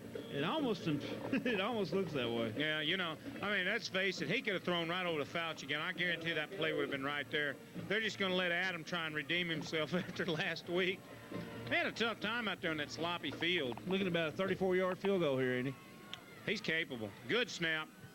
Good kick. I think it's going to be wide. Is it going to ride? It's not going to be enough. But 5 minutes are left on the clock. It's 17-0. The Rabbits over the Tigers of Linden-Kildare, and the Rabbits are handily on top. It's 3 scores minimum for the Tigers to get back into this, and the Rabbits have had enough penetrations that the Tigers really just have to go in and score, 3 touchdowns in order to win. And 3 touchdowns against this Rabbit defense in 5 minutes. The only team I've even seen come close to that was Liberty Ilo, Steve, and that was a bad night. They weren't playing near at this level. Okay, looking for pass all the way. That front four of the Rabbits defense showing blitz. Drop back pass. Love's under pressure. It's going to be intercepted. No, they got greedy back there. Harrison and Amy just sitting there fighting over it.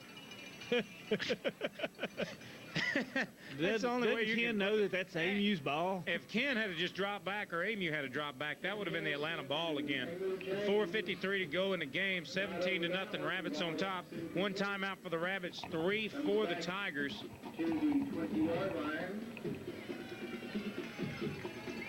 Wow, and maybe this isn't drop a anything that we cheerleader down there. Do what? This isn't anything like what we were expecting. No, it's been hard-nosed football. Give that to both sides.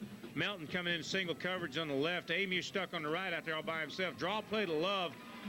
Zachary, and it nets about 3. You can't win like that. Man, that's going to bring up That's about a 5-yard pickup there. Yeah, but that's going to bring up a huge 3rd down. I'm sure Coach Russell's just thinking 1st down and keep the drive alive. These guys haven't been shut out in a long time, and I'm sure he'd just like to get some points on the board no matter what it takes. Drop back out of the shotgun. Hunt is all over, and Justice is diving. Steve, this could be caught. God, give credit. Was that Billy Oliver? That was Billy Oliver. Billy. What is he, all of 5 foot nothing, and he jumped. He could have slam dunked that ball. Okay, he's getting high fives all the way around. Great play by Billy. Seems like he may have strained something there the way he's walking back, but it doesn't hurt near as bad. I think he's goose walking. It doesn't hurt near as bad whenever you do that. Coach Ford hollering in some coverage to the secondary. Harrison surprisingly back there for Ben Collins. It's really been a big surprise for me. You got your star quarterback back here in the secondary, but that's the confidence Coach Scharnberg has in this man. Both Meltons coming out to the left. Oliver into the zone coverage now. Throw off to the right side. It's going to be good for a 1st down, but he's not going to get out of bounds. They'll just stop the clock for the chain movement, and that's it. And the Tigers, with 4:12 left to go in the game, are really trying to move this ball down the field the hard way. 1st down for the Tigers. I sure am glad the bands are back tonight. That was kind of flat last week without them. Yeah, we played 2 games without those guys there, and you can tell a big difference in the way the crowds react.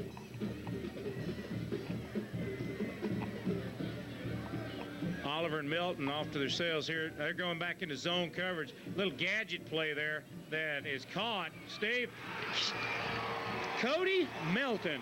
Did he? Cody Melton makes probably the biggest interception he's going to have all year.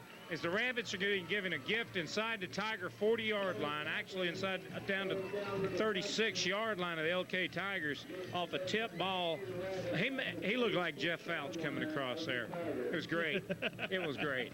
Great play by Cody, and the Rabbits with 4:02 to go in the game have a chance to really munch up a humongous amount of this clock and get out of here with a big victory and look on down to the road to the next game in the state playoffs.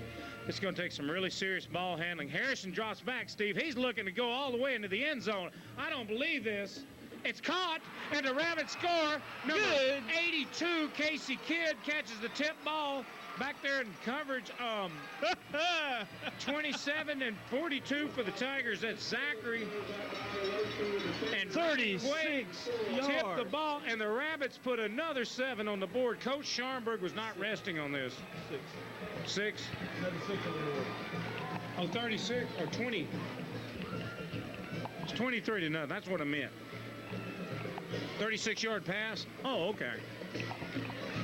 O'Kelly trying to put another one through the uprights. Oh, that's going to be close to roughing.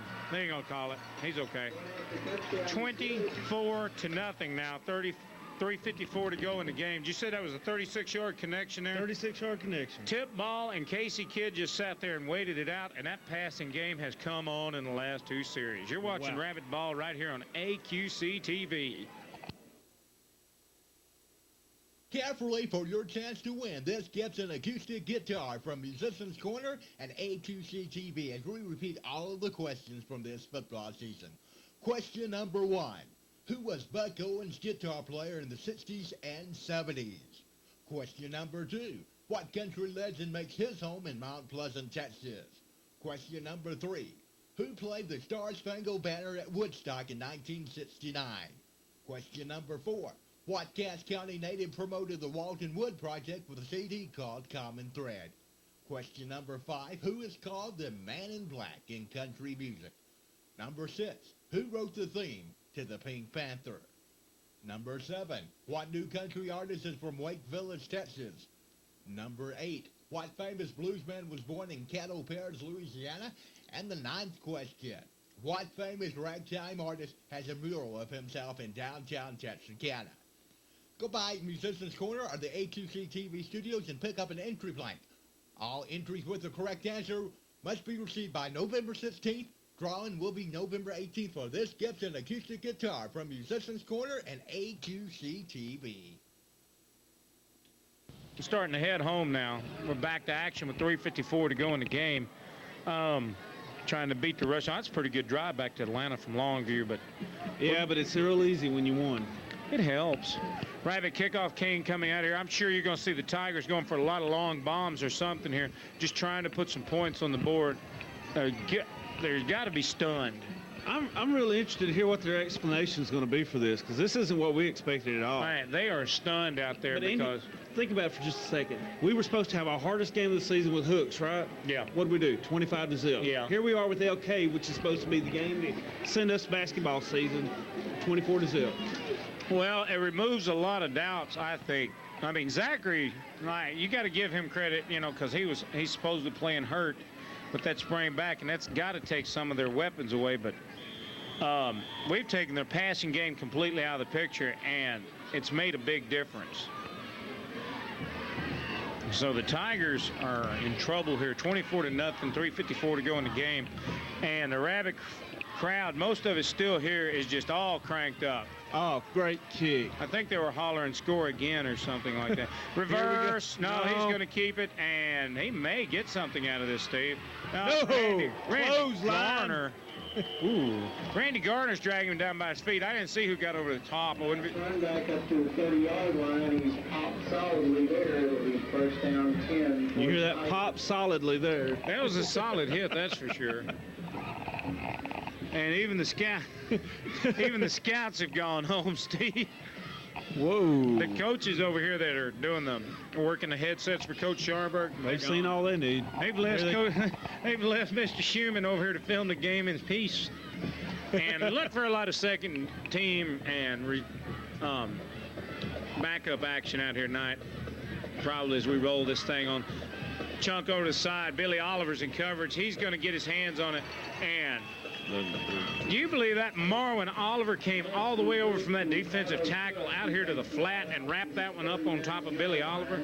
That big man can move. Bring up 2nd and 1. Boy, we need to play here again next week. Well, if it's Spring Hill, good. Well, I don't know. Golly, you hate to play them in their backyard. I don't care where we play them. They're just across the street. Drop back pass. It's going to be out in the flat. Caught once again. And he's going to get out of bounds after about a 4-yard gain. And there's going to be just a hair over 3 minutes to go as the Tigers pick up another first down as they try and move down the field. And I'm sure they're just trying to avoid a shutout right now, Steve. They got to do everything they can to get the shutout. That's going to mean a lot to them. They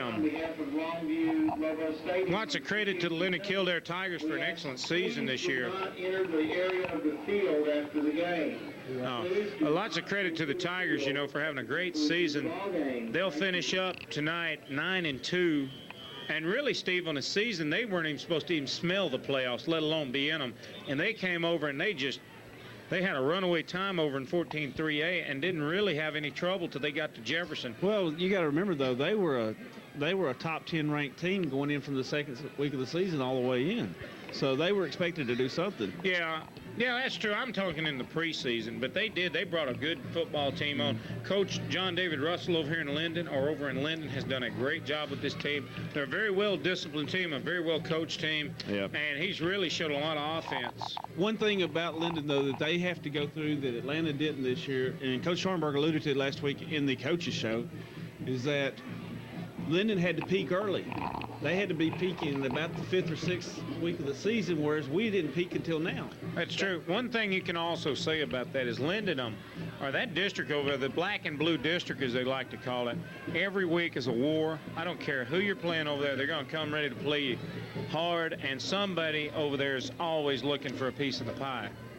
And they had a tough time over there, and you have to play every game like it's a playoff game over there. It's a lot like what we went through last year. Yeah, it really was. The last 4 years or so in that district, Atlanta and Jefferson, Linden, and Dangerfield have just blooded each other's noses and blacked their eyes to something incredible. By the time they got to the playoffs, all the teams were so beat up, and now they got the Advent Gilmers coming on strong. Mount Vernon was a lot stronger team than anybody expected. Look at Pittsburgh over there. Didn't win a game all last year. Suddenly this year they became a force. They came out in the first game of the season and beat our second-place team in this district, Hooks. That'd be a game I'm curious to get the score on. I know they haven't reported it yet. Drop back pass. Love going out, looking way downfield. Steve, he's got a man. He's chased out of bounds by Billy Oliver. Billy got beat bad on that coverage. I think he was looking short, and he did a good job of running him down, though. Quaid did a good job of catching the ball. And for the first time tonight, LK, well, actually second since the first time we fumbled the ball down here. LK's down here in scoring position, threatening to put some points on the board. They've got 2 of their 3 timeouts left. They've got 2:55 on the clock, and the Rabbit defense is going to have to suck it up to avoid a shutout right here. Shotgun formation. No, just drop back. Hunt's being held. But it doesn't matter. And it's a big sack for the Rabbit defense. Is that McHale Justice? Most likely. They'll have to fish him out of there somewhere if it is, because he's probably glued to him. Wow. I think we're going to have to give that. And Dickerson's coming in from Marwin now, Steve, so Coach Melton is very serious about this. They ought to be. You notice they could really sit back and let them score, get the ball back and run it over, but Coach Melton is not cutting any slack out here tonight. There's a lot to be said for going home and being, shut out against your top foe. These guys have just been unreal tonight. Coach Melton's defense is playing at a level they haven't even played at all year, and they have been phenomenal this season. That offense has had it together so good tonight. It's just been unreal. The referees really... Randy Garner, nice. The referees need to get control of that holding back there. They are literally grabbing Hunt and Garner and just throwing them down. And Garner fought through it and still managed to knock the ball down. 3rd and 12, and this is a long kick. This is a long field goal in the pros. Oh, well, they don't even have to worry about a field goal. They've got to have a TD or nothing. And with 2:03 left, a TD isn't going to do a whole lot for their psyche anyhow. 2:03, Of course, stranger things have happened. Well, you got a 3rd and 12 from the 27-yard line. Right. The Atlanta Rapids defense being backed up a little bit. Single backfield, trends to the right, single to the left. Zachary comes out of the backfield, Steve, and Randy Garner was just all over him. And any thought of field goal just left with that tackle. And the Rabbits are swarmed. 4th and bring it up to almost 20 now. Maybe more. Timeout being called 30. by somebody. Timeout being called by the Tigers. This could very well be their last offensive play of 94. Minute 47 to go in the game. Rabbits on top, looking to go play another round in the state playoffs after tonight. 24-0 on top of the LK Tigers. We're going to take a break, and we'll be back with the rest of it right here on AQC TV. Champs Pizza, located at the corner of Highway 59 and 96 in Queen City. Champs is the place to go for great pizza and fun. Every Monday and Tuesday night, go by for the Champs Pizza and AQC TV pizza party beginning at 6 p.m. Watch the official broadcast of Queen City Bulldogs football on Monday, followed by Monday Night Football. On Tuesday night, watch the broadcast of Atlanta Rabbits football, all on their new 27-inch stereo TV. Order any large one-topping pizza for $5 from 6 p.m. till closing. Plus, free pool from 5 to 6 on Monday and Tuesday, and from 6 till 7 on Friday. Champs also has a lunch buffet Sunday through Friday from 12 till 2 for only $2.99. Stop by Champs Pizza, located at the corners of Highway 59 and 96 in Queen City. On the sidelines already has his shoulder pads off. I guess they're going to let Everett Dickerson, Everett's going to finish it out for him. I don't know if he's injured or they're just going to give him a break because he's been going both ways all night tonight, Stephen. He has had an excellent game. Marwin has been the quiet player for the Rabbits all year. Right. You don't see him make a ton of tackles, but nobody runs over him. And you don't, his blocks have just been great. He's double teamed and triple teamed so much that he opens up a lot of holes for the other guys. So. And he really has complimented Mikhail Justice so much because they've had to worry about his size and speed that they've just given Mikhail all kinds of room back there to run. That's right. This is going to be a 4th and 17. I called it about 20 before the break. And this is it for the Tigers. They either get a first down or get in the end zone or shut it off. Gee, you reckon they're going to pass? And no. Love is going to use his last time out of the game. We'll keep it right here unless do we need another commercial, Randy? No, we're fine. We'll keep it right here. I'll give you a commercial real quick. Okay. No, I've got to put this in here. Queen City Tire. 3 weeks ago, I had a flat tire. Nobody in town would help me fix my tire. I walked all the way down to Queen City Tire, and one Billy Andrews was kind enough to put me in his truck, take me back up there, and fix my tire for me. Got to put that plug in there for you, Billy. I appreciate it. Hey, we do. We appreciate it. We do business with our customers, and we'd like for you to do it too. Thanks, guys. And thank you to all these sponsors you see all night, because they're bringing this to you. They're making it possible. It is a commercial venture, but still, without the sponsors making it possible, this wouldn't be coming to you. Me and Steve have had a good time this year doing this. We've really enjoyed everybody coming up and telling us how much they've enjoyed us. And we're really looking forward to doing it for you the rest of the season. I just like high school football. I love it. And we get the best seat in the house. And we really get to just show off a whole lot. And it's fun. I don't know what that is, but he's going to be backed up. Who was it? Billy? Amu James with another one of those sledgehammer hits of his. Makes it converts a 4th down into a 1st down for the Rabbits, Steve, and this one is in the record books at 1:40. And the LK Tigers can just pretty well sit back and watch because they have no timeouts left. The Rabbits have one. And 3 kneel and go at home. They can just about, that's right, kneel it 3 times once the clock starts going. Barring LK doesn't commit an infraction or something like that. Give it to Everett and let him just run back and forth down the sideline. Man. Blaylock's going back on now. Harrison's still in at the quarterback. I guess they don't want to send McCall or Thompson in. Just keep your good hands on there. Jason Banks coming out from the line now. Coach Scharnberg not really sending in the second team tonight. He does not want to take a chance on a fumble, a miscue, or anything like that. That's the tightest formation we've had all night. I think we're going to see a kneel. No, handoff up the middle just to try and munch Quick some real whistle, estate. too. Minute 35 and counting now. That got it going. Let me see. That just about can take it out. But the problem is we don't have the play clocks up and running. So we don't really know how much time he's eaten. But he should be able to even it up. Billy Oliver's coming off the field. And Stevie's had the game of his life tonight, playing both offense and defense. That's right. And we get to watch him for another season next year. There's a lot of these young men coming back. We've got 26 seniors, but we've got some good ball players coming back next year. Handoff up the middle. And this is going to get it under a minute to go. Gee, I believe he got about 2 yards on that. And they're just going to munch this one out. But they're not conceding anything. There's no going to the knee. Not yet. One more down. We'll be able to do that on 4th down. And the fans from both sides are starting to thin out. But, Steve, these hardcore Rabbit fans are getting on their feet. They're holding signs up down here. I wish I could get a look at it. I bet it says for LK next week begins basketball season. There it is. Harrison got 22 seconds. This is it. He's caught in the backfield. Now, wait a minute. That was a pretty sorry play by somebody out there. That's a lot of frustration. 76 of the Tigers there. And Steve, there's 7, 6, 5, 4, 3, 2, 1. Rabbits win! And there it goes. That's Marvin.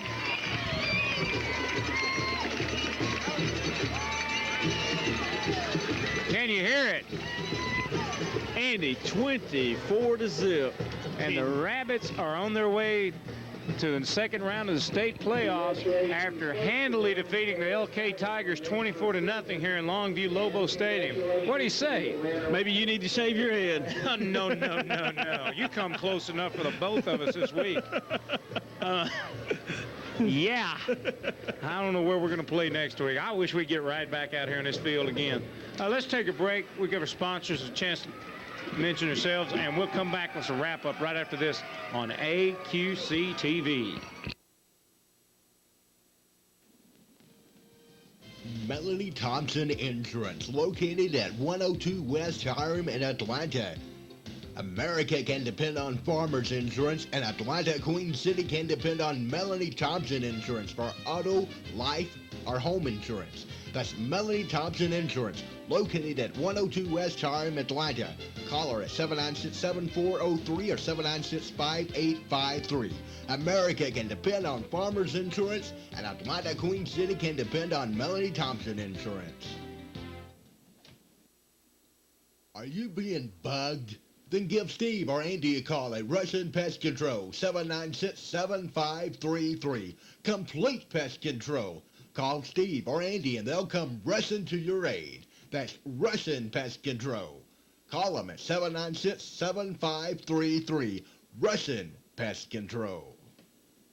Big bad band from Rabbit Land cranking out the school alma mater as the Rabbit team meets out there, holding up their hands. The Tigers over here on the other end of the field getting some words of encouragement from Coach Russell. They have nothing to be ashamed of at all. They've played their hearts out against a very tough Rabbit team. They had a killer season. It just came down to the last 2 games for them, and it could have gone either way either time. The Rabbits were just on top tonight, hitting on all 4 cylinders, or all 8 actually, and it was a great game. Steve, you got some wrap-up for us. Biggest thing of the night is last week, Jefferson held Lamont Zachary to 77 yards, and everybody said what an incredible feat that was. Tonight, the Atlanta Rabbit defense has held him to 44 total yards. Steve, that's just incredible. He hadn't been held under almost 200 the whole season. No. The worst game before Jefferson was like 130 yards or something. And, like they were stating in the papers earlier this week, Lamont was their running game. That's Lamont was injured, supposedly. He had that sprained spine. That is not a good sign.